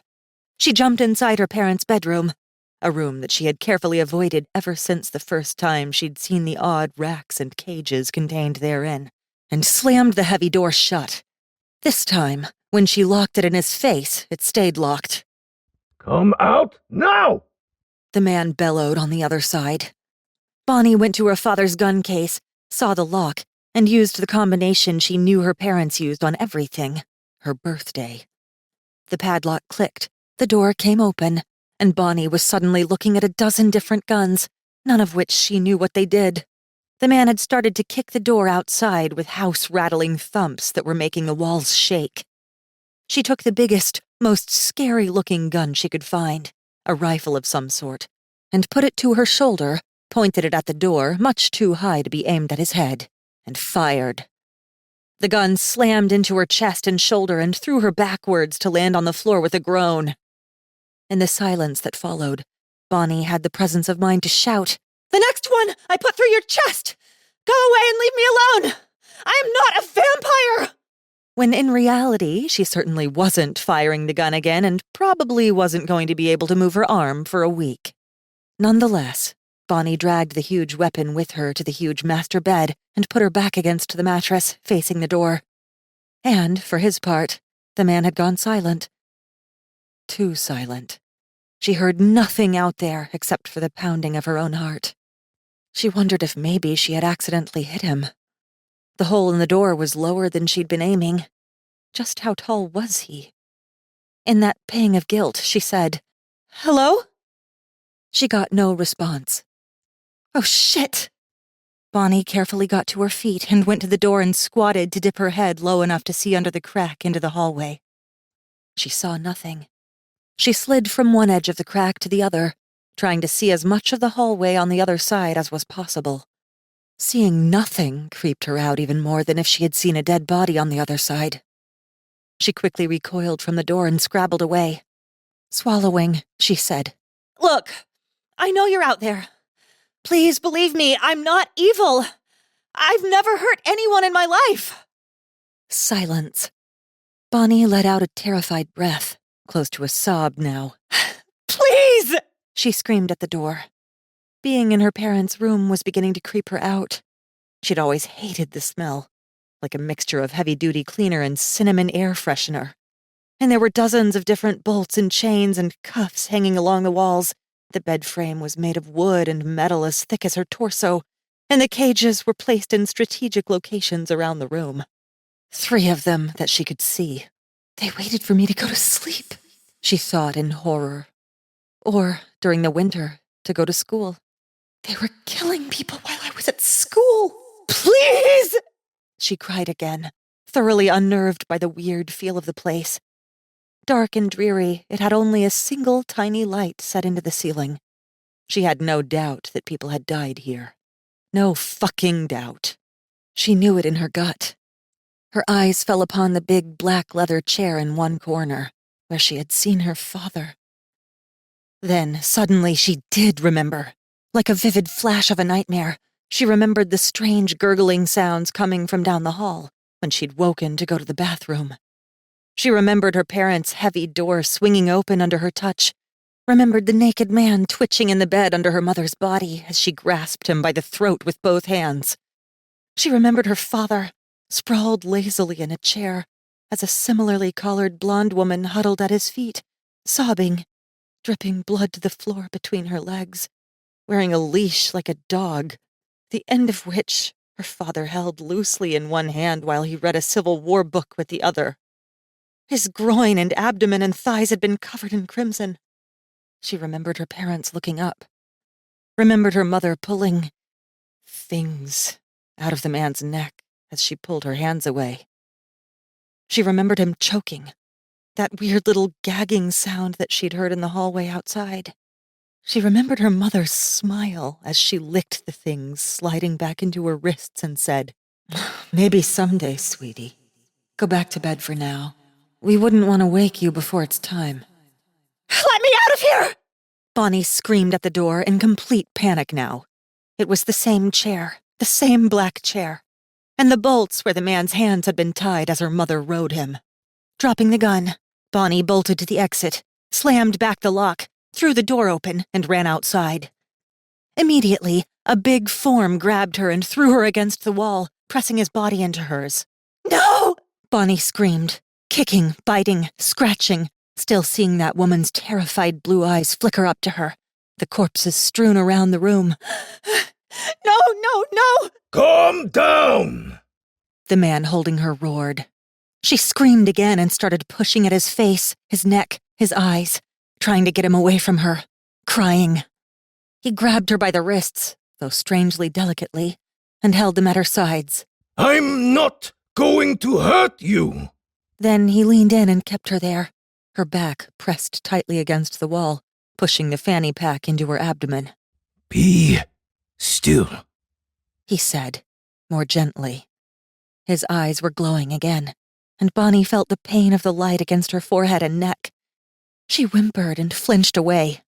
She felt him turn his head aside, the light no longer hitting her skin, and she let out a relieved whimper.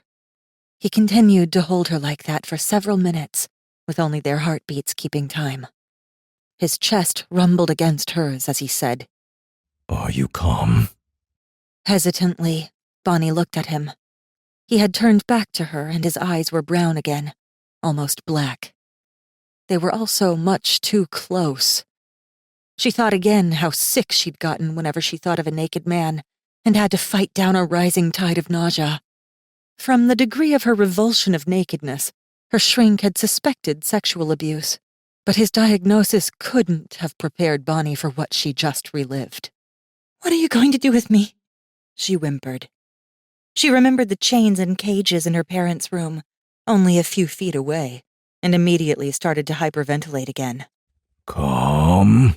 He warned, his eyes flashing sunny again. Yes. I know what's in that room. I've been in it too many times to count. No. I'm not going to use it on you. So wretched was her relief that she leaned against him and ducked her head to his naked shoulder and cried. The man gave an awkward grunt, but didn't let go of her wrists. I am Masaki Yatagarasu. I was a samurai for the Heishi clan before I was captured in the year 1336.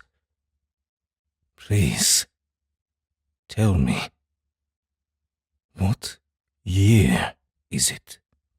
Bonnie flinched at the need in his words. 2009, she said. Masaaki's eyes widened. Ancestors be merciful, he whispered.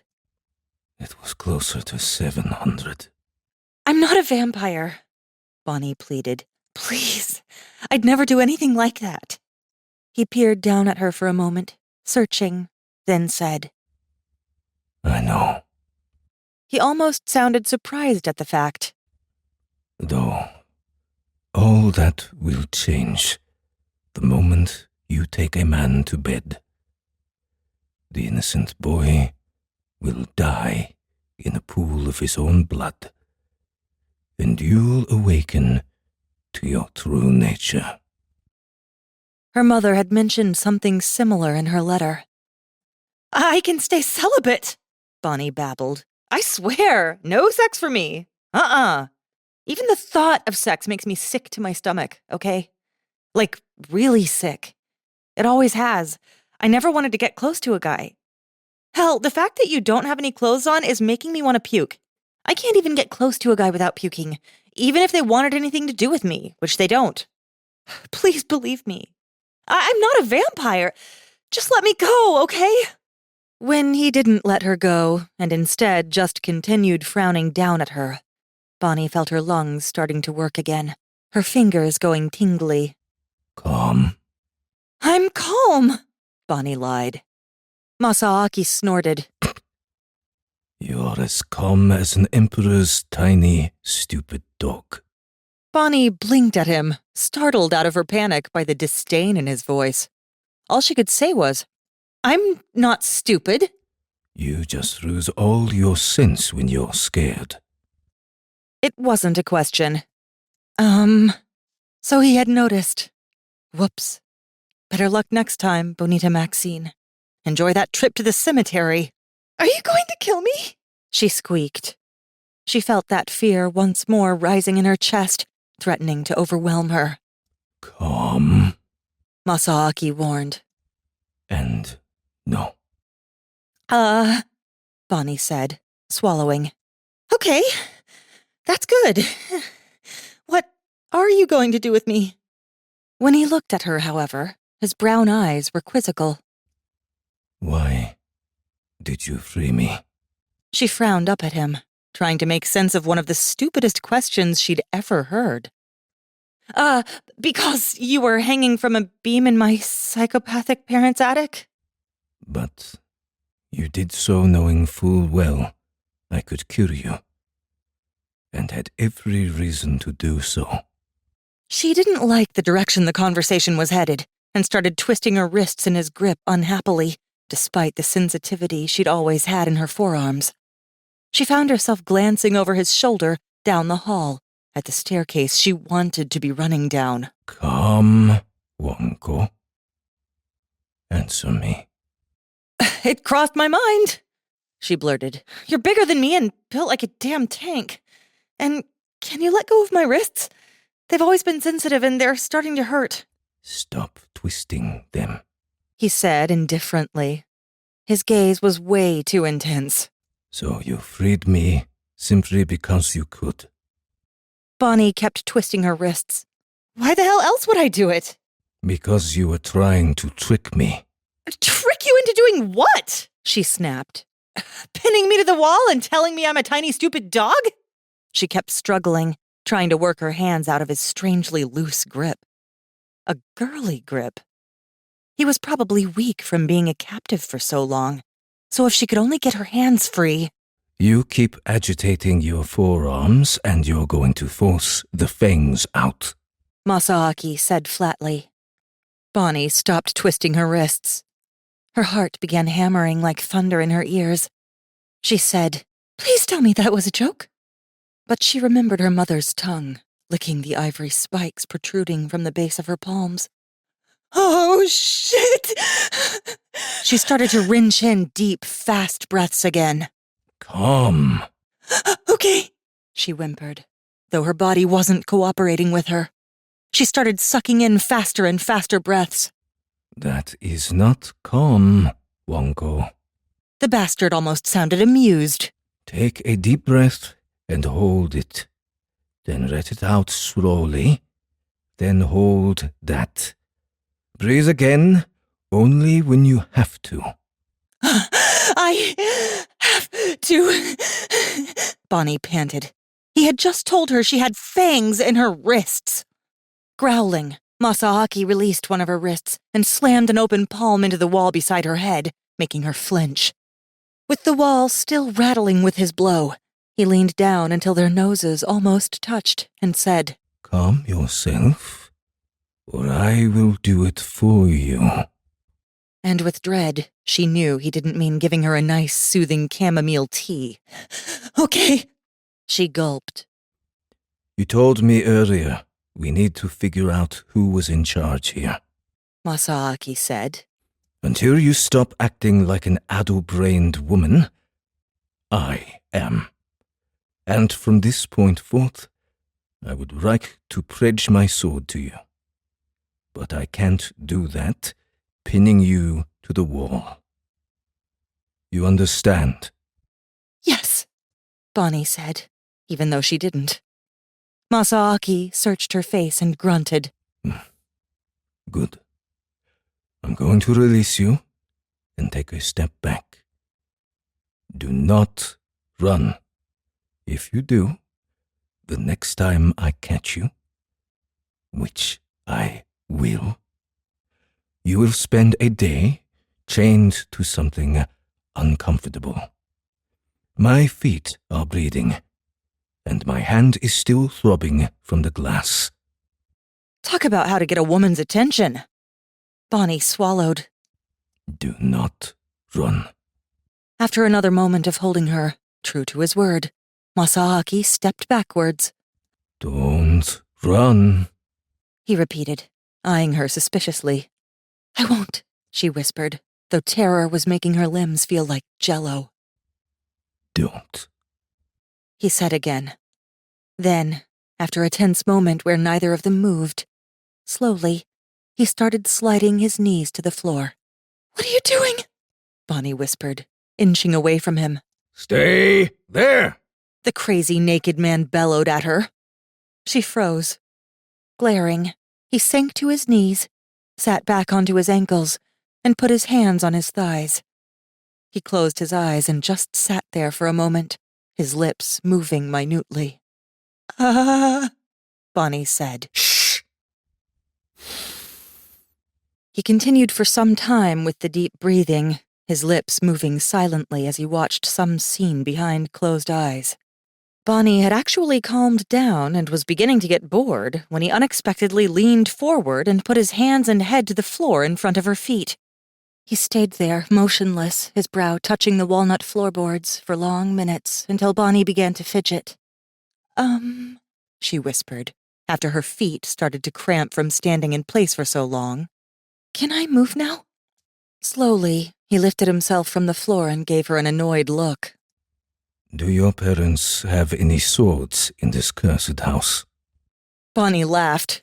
The last thing I'm giving you is At his sudden darkening scowl, she squeaked, They're in the trophy room! With practiced ease, Masaaki got to his feet. Show me. Well, they're right down that hallway, Bonnie said, pointing. Masaaki glanced at her, then at the stairs where she had been planning on bolting to the still purring car outside. Then narrowed his eyes and took her by a wrist. Show me, Wonko. Wonko? She demanded as he dragged her down the hallway towards the trophy room. Is that like vampire or something? His lips twitched in a smile as he looked back at her. Something like that. Dude, I told you I'm not a vampire! He didn't respond. I'm not! Is this the room? He fumbled with the latch, tugging it the wrong way. Bonnie watched him, knowing it probably wasn't the best idea to give the crazy naked man a 2.5-foot blade. Though Bonnie generally got the idea that if he had intended to do something awful, he would have already done it, instead of yelling at her to stay calm and kowtowing on the floor at her feet. That was kowtowing, right? Why the hell would he have been kowtowing? Then she understood his earlier questions. She had saved his life. He was thanking her in that creepy Asian way. She'd probably committed some massive faux pas by not grunting in a manly manner and kicking him with her boot or something. Stupid Japanese. She'd never understood them. She had a Japanese teacher. He was such a hard ass. One of those assholes that would have hit her with a ruler for passing out in class if it wouldn't have got his ass canned and made him lose tenure. After a couple of moments of the self-proclaimed samurai struggling with the latch, Bonnie sighed, reached out, pressed the latch down, and shoved the door inward. Two things that he had tried, but not in conjunction. To her surprise, instead of yanking her into the room with him, Masaaki tugged the door shut and immediately repeated the process, then shoved the door inward, grunting. "You've been out of the loop for a long time, haven't you?" Bonnie asked softly as he dragged her inside. What loop? Oh, sweet gods. They still have them. She actually watched the man's body go limp as his eyes caught on the matched katana, wakizashi, and tanto that her father had been so proud of. Oh, merciful ancestors. As if she no longer existed, he released her arm, abandoning her beside the door as he took 3 great strides across the room and reverently lifted the largest of the 3 swords off the custom-built, subtly backlit rack. He slid the blade from its sheath like a long-lost friend, and she actually thought she heard the big badass whimper. No, she had heard him whimper, because a moment later, he was curling up over the blade, sobbing like a little girl. "Okay," Bonnie said. "I'll just leave you with the long pointy objects and go shut off my car before I run it out of fuel." She started inching towards the door. As quick as a flash of sunlight, the man twisted and had the sword pointed at her chest. You! He said, scowling at her down the length of the gleaming blade. Sit! There! Now! He twitched the razor tip of the pointy object to the corner of the room away from the door. Because Bonnie didn't really want to be chased down by a sword-wielding naked creep, she went and sat in the corner, as directed. Then, like he was reuniting with a lover, the samurai took the other 2 blades from the rack, got to his knees, and lay all 3 of them on the floor in front of him. He performed a similar kowtow to the swords, holding his face to the floor for several long minutes, then sat up and began running his hands down sheaths and blades in unmistakable reverence, speaking to them softly in Japanese. Getting the gut feeling she was witnessing something incredibly private and personal, Bonnie's face reddened and she started picking at stray yarn in the expensive Persian rug. Eventually, the samurai was standing again, still wearing nothing but a fanny pack, grasping the swords in a fist. You said you could get this off of my neck? He asked, touching the old-looking steel collar.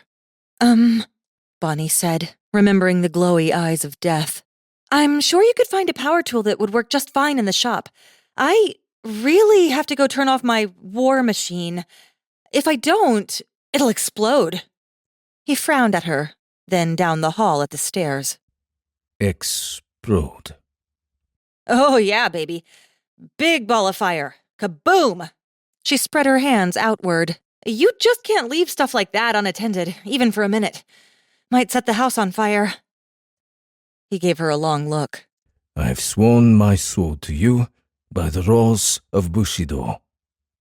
I will manage your war machines now. "Oh, I know," Bonnie said. "I just need to go shut it off. Was gonna lob some fire, but you stopped me right before I could get the hood open and start flinging the burning oil." He grimaced. There's no need for that now. "Right," she said, nodding. "So let me just go shut it off before it hurts somebody, okay?"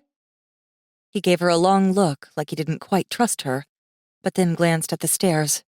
I will come to the door to watch you. And I warn you, girl, I am fast. "Not as fast as a dodge," she wagered. But he nonetheless followed her down the stairs and stepped gingerly over the broken glass and out onto the front porch, eyeing her war machine with great trepidation. "He's got experience with burning oil," she thought with glee. Then, like she was approaching a very dangerous beast, she took a deep breath, opened the door of her car, and sat down in the seat. On the porch, she watched the samurai's hand tighten nervously around his sword. Bonnie threw the dodge in reverse and peeled backwards out of the driveway, flinging gravel up onto the porch.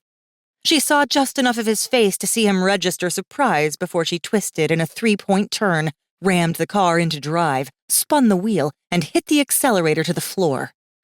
Turns out, she probably shouldn't have hit the accelerator to the floor because in gravel, she spent more time spinning her wheels than actually going anywhere. And a few seconds later, a samurai sword came down through the engine block, and her car gave a startled sputter and died. Bonnie stared at the now lifeless car, then at the sword, then slowly lifted her head to look at the scowling Japanese man on the other end of the blade. Nonchalantly, he yanked his sword free, wiped boiling oil and engine grease from the blade using an ornate cloth, and slid it back into its sheath. Then he walked around to her window to lean down and look at her through the broken glass. So, should it be the table or the rack? Bonnie cringed away from him. He leaned further against the doorframe and flicked a piece of broken safety glass off the open window. Meeting her eyes, his gaze was deadly when he said, Or maybe the beam and spreader bar? "Sorry," Bonnie whispered. I told you I had a proposition for you, Bonnie Stanford. He sounded more than a little irritated.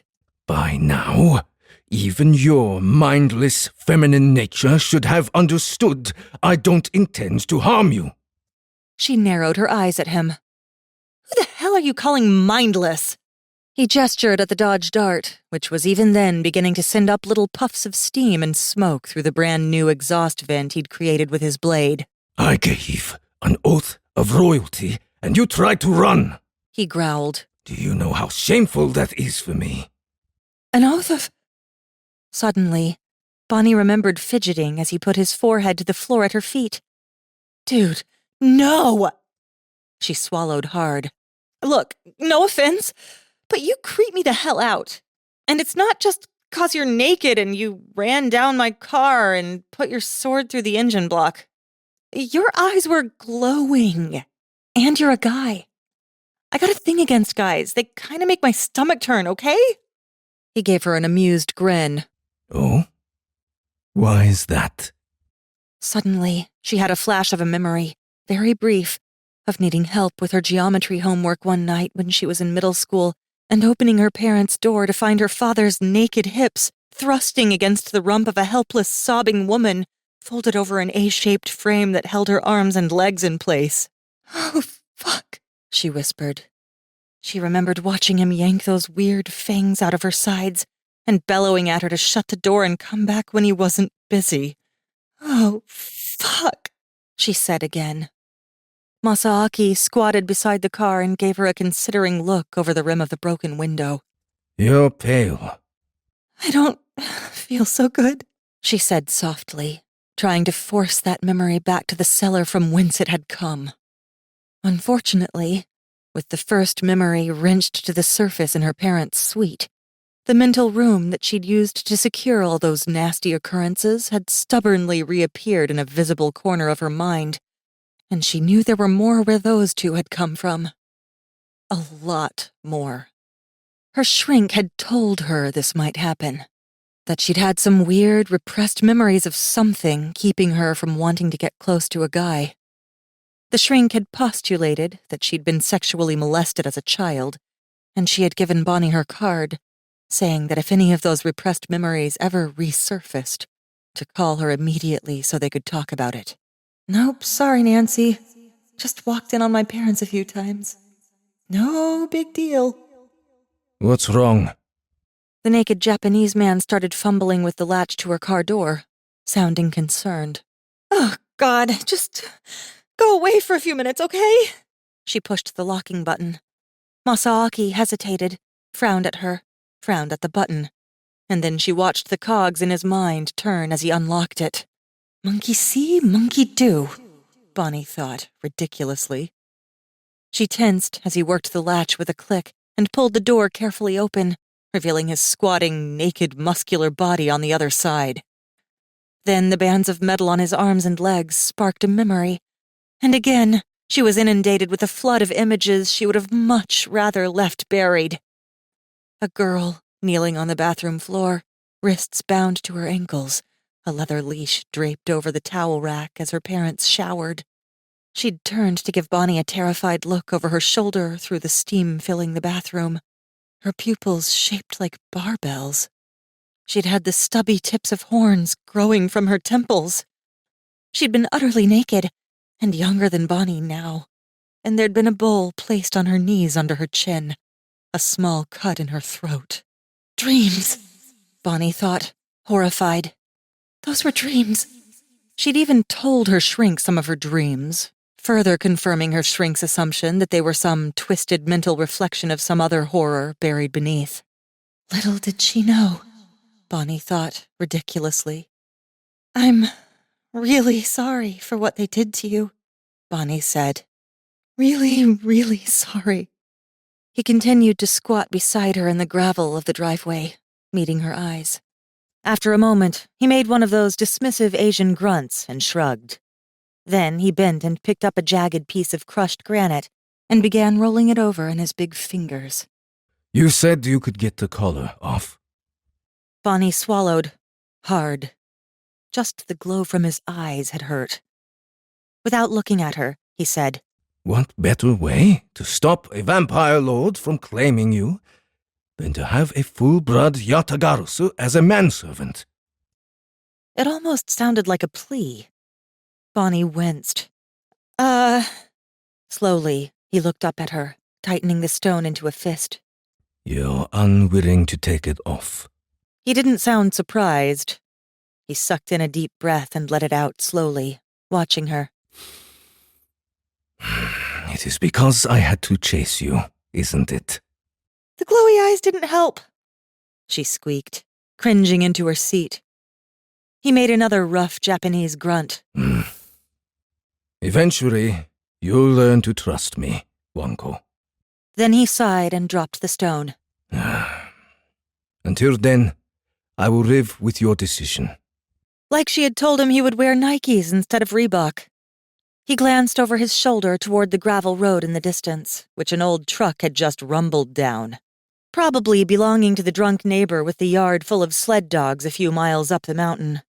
Though Bonnie had never actually been on the property, she had seen the truck with the double-layered rows of dog kennels and had heard the dogs howling in unison on too many occasions to count. This is the 21st century, Bonnie babbled. We don't have manservants anymore. He twisted to face her again. You do. Like he was mentioning she had leprechaun red hair and creepy, pasty gray-white skin. Bonnie cleared her throat uncomfortably. So, He said, picking glass pieces from the dart's floorboards. Now that you seem to be thinking straight again, what would you have me do? His eyes flickered to her face a moment before dropping to the glass again. Excuse me? What do you want me to do? Clothe myself? Find us food? Drive my tanto through my belly? What the hell are you talking about? Bonnie demanded. He carefully picked up a square of glass from the running board and peered at it, turning it in the light. Then he glanced up at the front window of the car, then back at the glass in his hand. A samurai without a daimyo is merely a ronin, an honorless criminal, not worth the dust he walks on. He took a deep breath, and she heard the tremor as he let it out. My last daimyo sold me to a third lander to pay his gambling debts. I am hoping you will be different. Daimyo? He continued picking at the glass. Master. And then, Bonnie remembered something she'd learned from that cranky old Japanese teacher when he'd ranted about the honor of the samurai, and how present-day, ingrate American teenagers had the honor of diseased cockroaches in comparison. How a samurai swore complete loyalty to his lord, and would do anything for him, including kill himself, happily, should the lord show the least disapproval. Oh, fuck me, Bonnie thought, seeing that tenseness in his shoulders, the anxiety in the man's hesitation.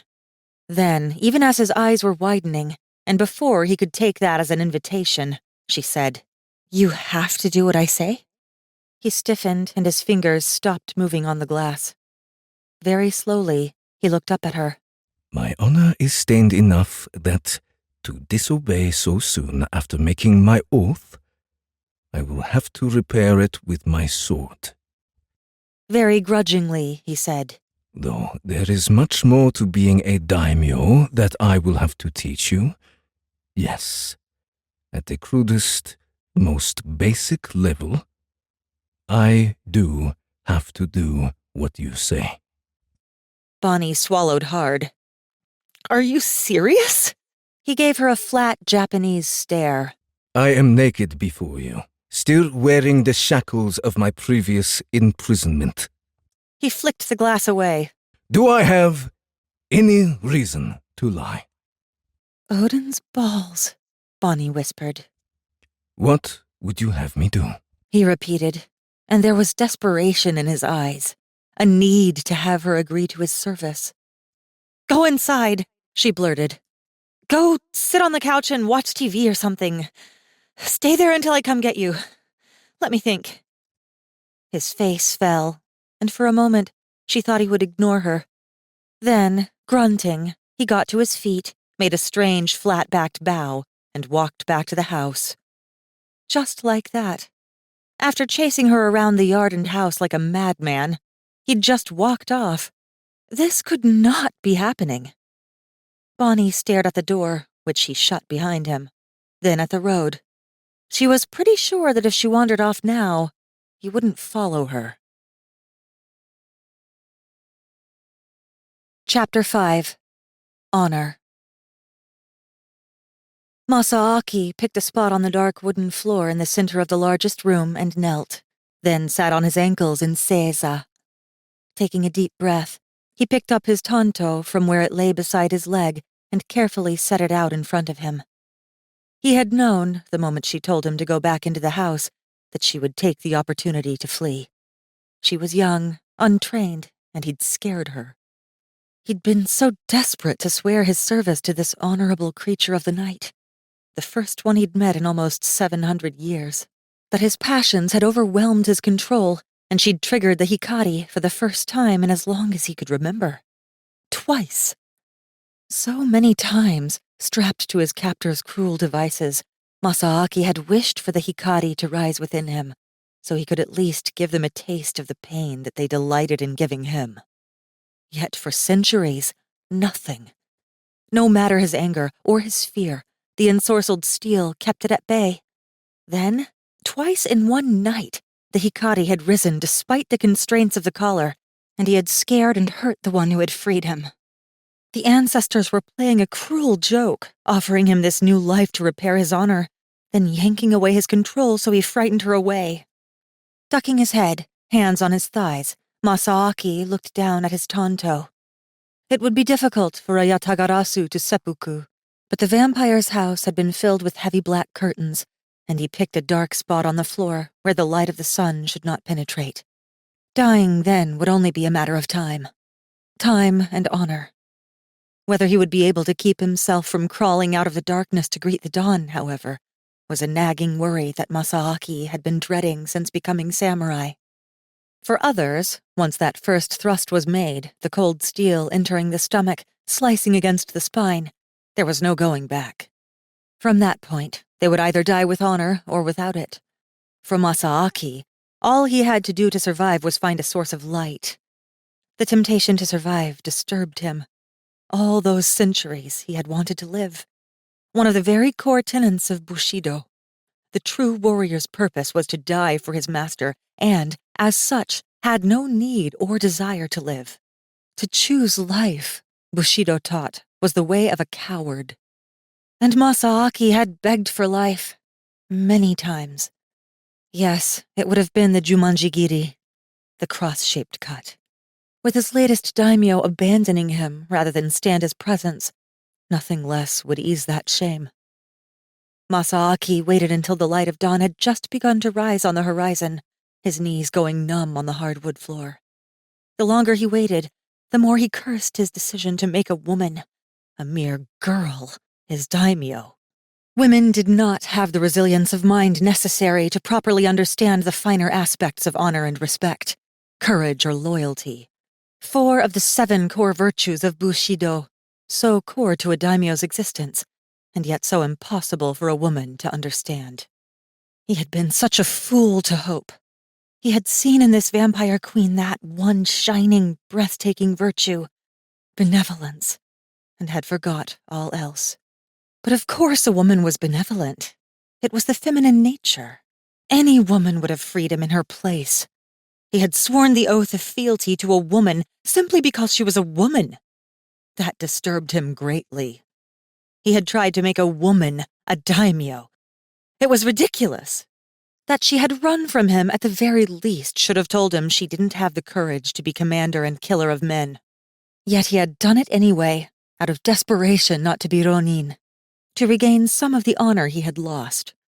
Yet, in doing so, he had only made it worse. She had abandoned him, shunned his service, left him without a master.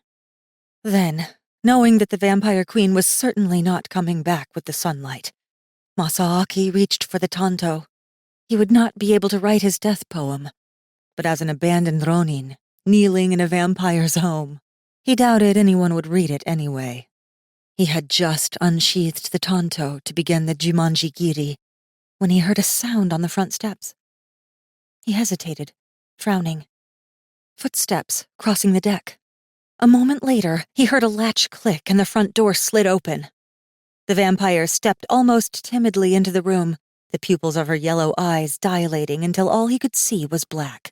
When she located him, kneeling on the floor, she bit her lip and pushed the door shut behind her. She said, looking down at the handful of tools she carried with her. I went out to the shop and got some stuff to try.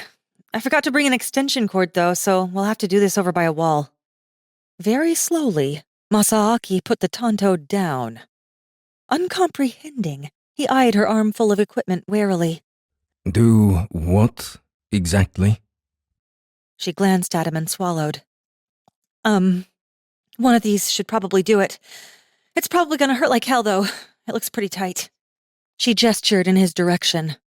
Masaaki turned to figure out what she was looking at. What's tight? That, collar. Instantly, Masaaki's heart took a startled leap. I thought you were afraid to remove it. Yeah, well, Odin hates a coward. She took a few steps toward him. Then, with a moment of hesitation, stepped past him, setting down her burdens down at the wall. Masaaki got slowly out of his seiza and stared at her, stunned. She picked up something with a disc of stone on one end. This should probably do it, but like I said, it's probably gonna hurt. That much friction? Things get red hot. And I'll have to be really careful not to break through the metal and hit your neck. That would be, the end of your neck. Masaaki's heart was beginning to pound like a drum. Anything. I can endure anything to get it off. He padded up to her and knelt beside her, soaking in every aspect of the thing that was about to be his freedom. Okay, she swallowed and pulled a rag from the jumbled mess. I need you to tuck that between your neck at the collar, if you can. With shaking fingers, Masaaki took the cloth and did as he was asked, tightening the metal uncomfortably against his neck. Okay, can you, lie down? With the side of the cloth facing me? Numbly, feeling like his chest was going to explode, Masaaki did as he was bid, on his back, chin up. All right, now I'm gonna plug this thing in, and it's gonna spin and make a lot of noise, so don't panic, okay? I won't panic. Masaaki whispered up at her. You're crying. I'm not panicking. She met his eyes for a moment, then grunted. Okay, here goes. She took a cable from one end of the device and plugged it into 3 small holes in the wall. Then she squeezed a button and his whole body tensed at the strange whirring sound. Then she leaned over him and lowered it to his throat. Immediately, Masaaki felt the pressure against the cloth as the thing started howling at the enchanted steel, kicking hot sparks down along his body. Masaaki flinched but did not complain. He would endure anything to have it off. Anything. It's working! She called, obviously excited. It's gonna take a few minutes, but I'm getting it! Because he couldn't find the words to respond, Masaaki only nodded, fisting his hands on the walnut beneath him. Indeed, it took several minutes, but eventually the metal roar changed pitches, and she straightened above him. Okay, we need to wait for that to cool, then pull out the cloth and move it to the other side so I can make another cut.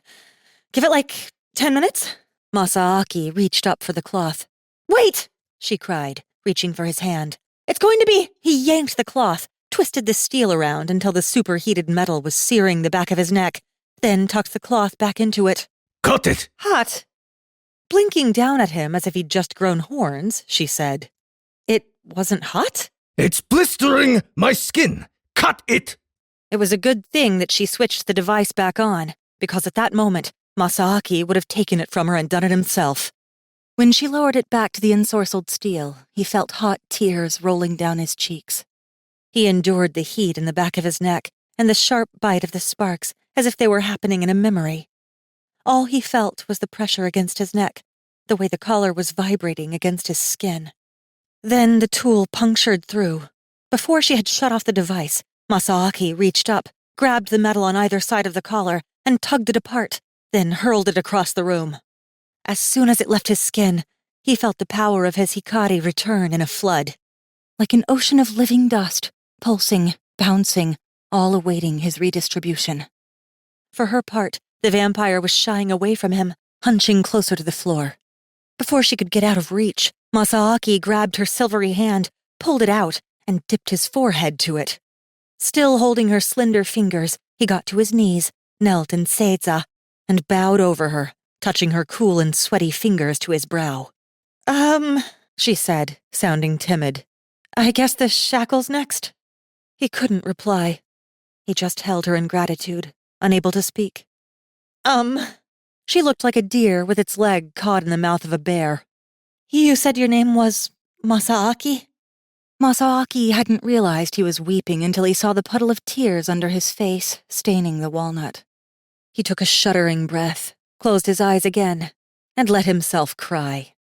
So many good things had happened to him this day. So many wonderful, blessedly good things. Please let this be true. He said softly to her fingers. Not a dream.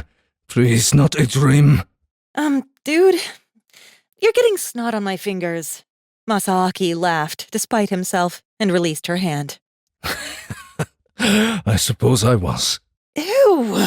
She scrunched her face at the liquids coating her skin, then started vigorously wiping it on a pant leg. You gonna do that every time? Masaaki grinned at her. No, Wonko. That's all I needed. He then started downforming into his crow form, and the huge metal bands simply slid from his limbs to rattle on the floor. Free. Masaaki thought, still not believing it. I'm free. Okay, she said, looking down at him as he hopped out of the metal rings and up onto her leg. I gotta admit, that's actually kinda cool. Masaaki spread his wings and launched himself out over the polished walnut floorboards, careened around the brass-filled room, then came to a fluttering halt on her shoulder, almost tipping over and spilling down her front. Yes, he was rusty as hell, but at least he hadn't forgotten how. The vampire reached up timidly to his feet with a hand, and Masaaki stepped out onto her knuckles obligingly. She pulled him out until they were looking at each other, at eye level, and he watched her gaze shift to the red marking on his chest. "Is that why they call you a three-legged crow?" she asked, reaching out to touch the brilliant crimson feathers that formed the shape of a pitchfork amidst the shimmery green-black of the rest of him. Masaaki grabbed her finger with a foot and climbed onto her other arm, making her giggle.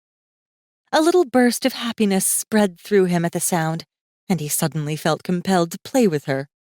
He worked his way sideways up her arm, picking his way along her shoulder, across her back, over her other shoulder, then leaned forward and looked her in the eye in that all-too-intense look of a hungry bird, making her squeal with delight.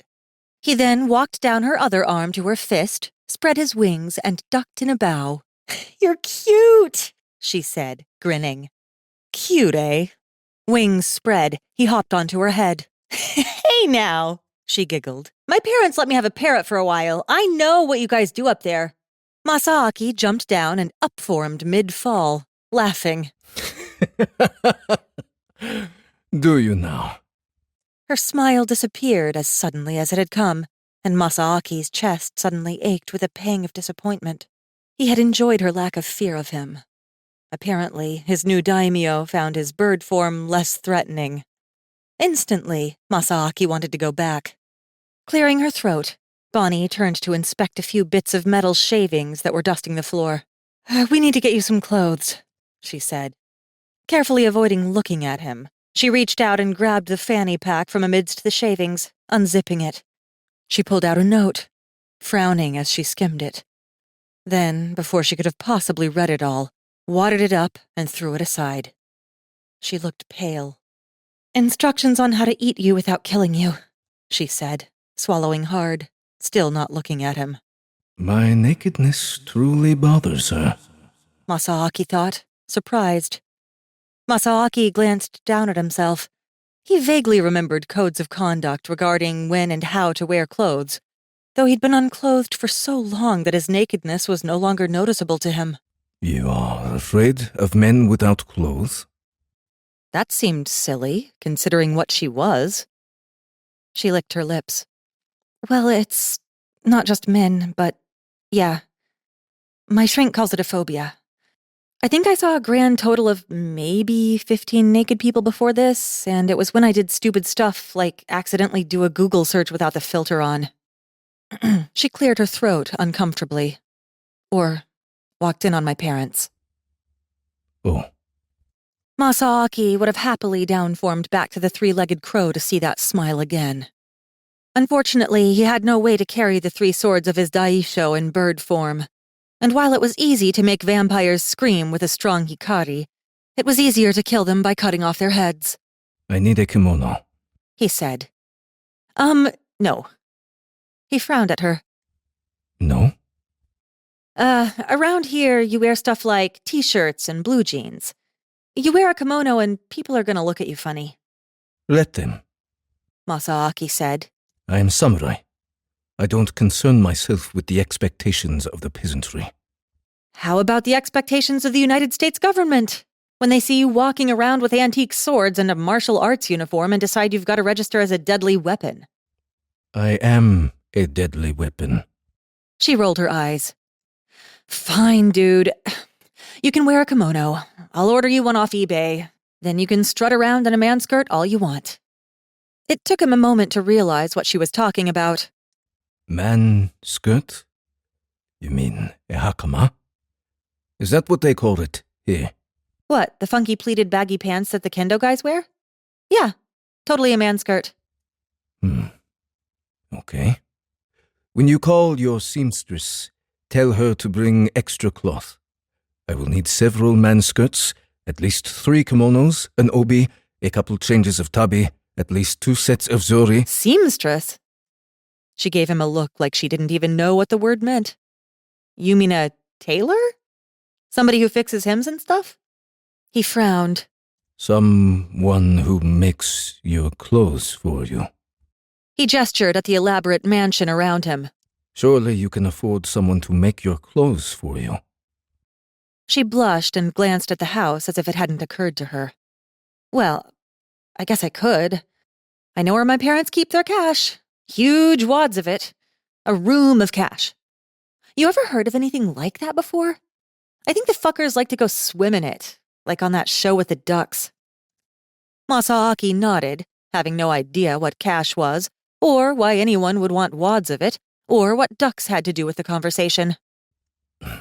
Are you hungry? He asked, cocking his head at her in his confusion. She blinked at him like a macaque working an abacus. A little? He grunted. Where do you keep your ducks? My parents didn't like pets. Even my parrot disappeared when I was gone at school. You eat parrots here? He had known his daimyo was wealthy, but not that wealthy. He peered at her, feeling there was definitely something missing from their conversation, and judging by the puzzled look on her face, she was feeling the same. Shaking his head, he decided to go back to the original conversation. I will want kimono, several hakama, tabi, obi, zori. Then he paused, having struggled for the last 5 hours to find the courage to say what came next. I also want a taste of your blood. She was nodding at each item he listed until he reached the last one, at which she flinched and jerked away from him. Excuse me? Drinking the blood of a queen was the only way one could become immune to her, should she ever decide to sink her fangs into him. You want to feed from me. Fine. But I require that boon first. Looking startled, she said, Why? He gave her a wary look. Those who survive the kiss of a queen before she has made them an offering of her blood become her thralls and soldiers. Forever. What, like mind control? Exactly, yes. Control of the mind. She gave him a flat look.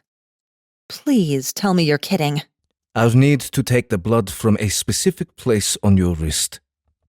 He watched her cringe and fist her hands, drawing them away from him.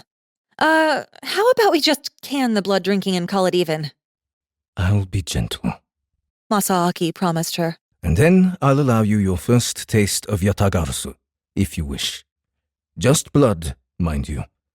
I'm not quite ready for your fangs yet.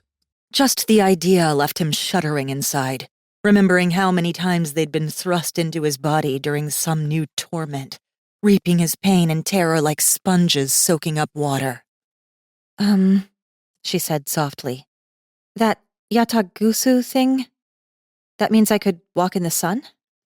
If I drank your blood? Yatagarasu. And yes. At least for a couple hours. She swallowed hard. My parents said that drinking your blood would, change my metabolism. I'll just be giving you a taste. At first. He was beginning to dance on dangerous terrain, honor-wise, but the girl would have to awaken and learn to control herself sooner or later, and it was better if she learned on Masaaki, who could defend himself, than on some poor boy she met in the park. He also got the idea that if he told her exactly what he planned to do, and what would happen to her when he did, she would run from him again. But she glanced over at the huge, thick curtains and the rim of the morning sunlight just now beginning to bounce off the inside of the curtains, hitting the wall. Okay, she said, with painful innocence. But we need to find you some clothes first, 'cause you are really starting to creep me out. I'm gonna grab you some of my dad's stuff until we can find you something of your own, okay? Masaaki glanced down at himself again. I have nothing to hide from you, daimyo. He had meant it as a soothing means of telling her that, after centuries of being stripped bare in both body and mind, there was nothing more genuine than the naked form.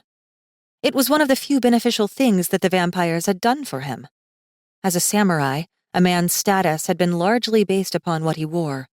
His clothing and his self-esteem had been one and the same, and he had truly thought that the cut and the weave of the cloth made the man. Now, after centuries without, seeing naked slaves die with more honor than any shogun, he knew that it wasn't the cloth at all. His daimyo turned bright crimson and she bit her lip. I wasn't kidding earlier. I really don't like to see people naked. He crossed his arms stubbornly. Of the horrible things that the vampires had done to him, nakedness was one of the few things he embraced as a positive result of his captivity. To Masaaki, nakedness had come to mean innocence and purity, because even when they were feeding, the vampires were rarely completely naked.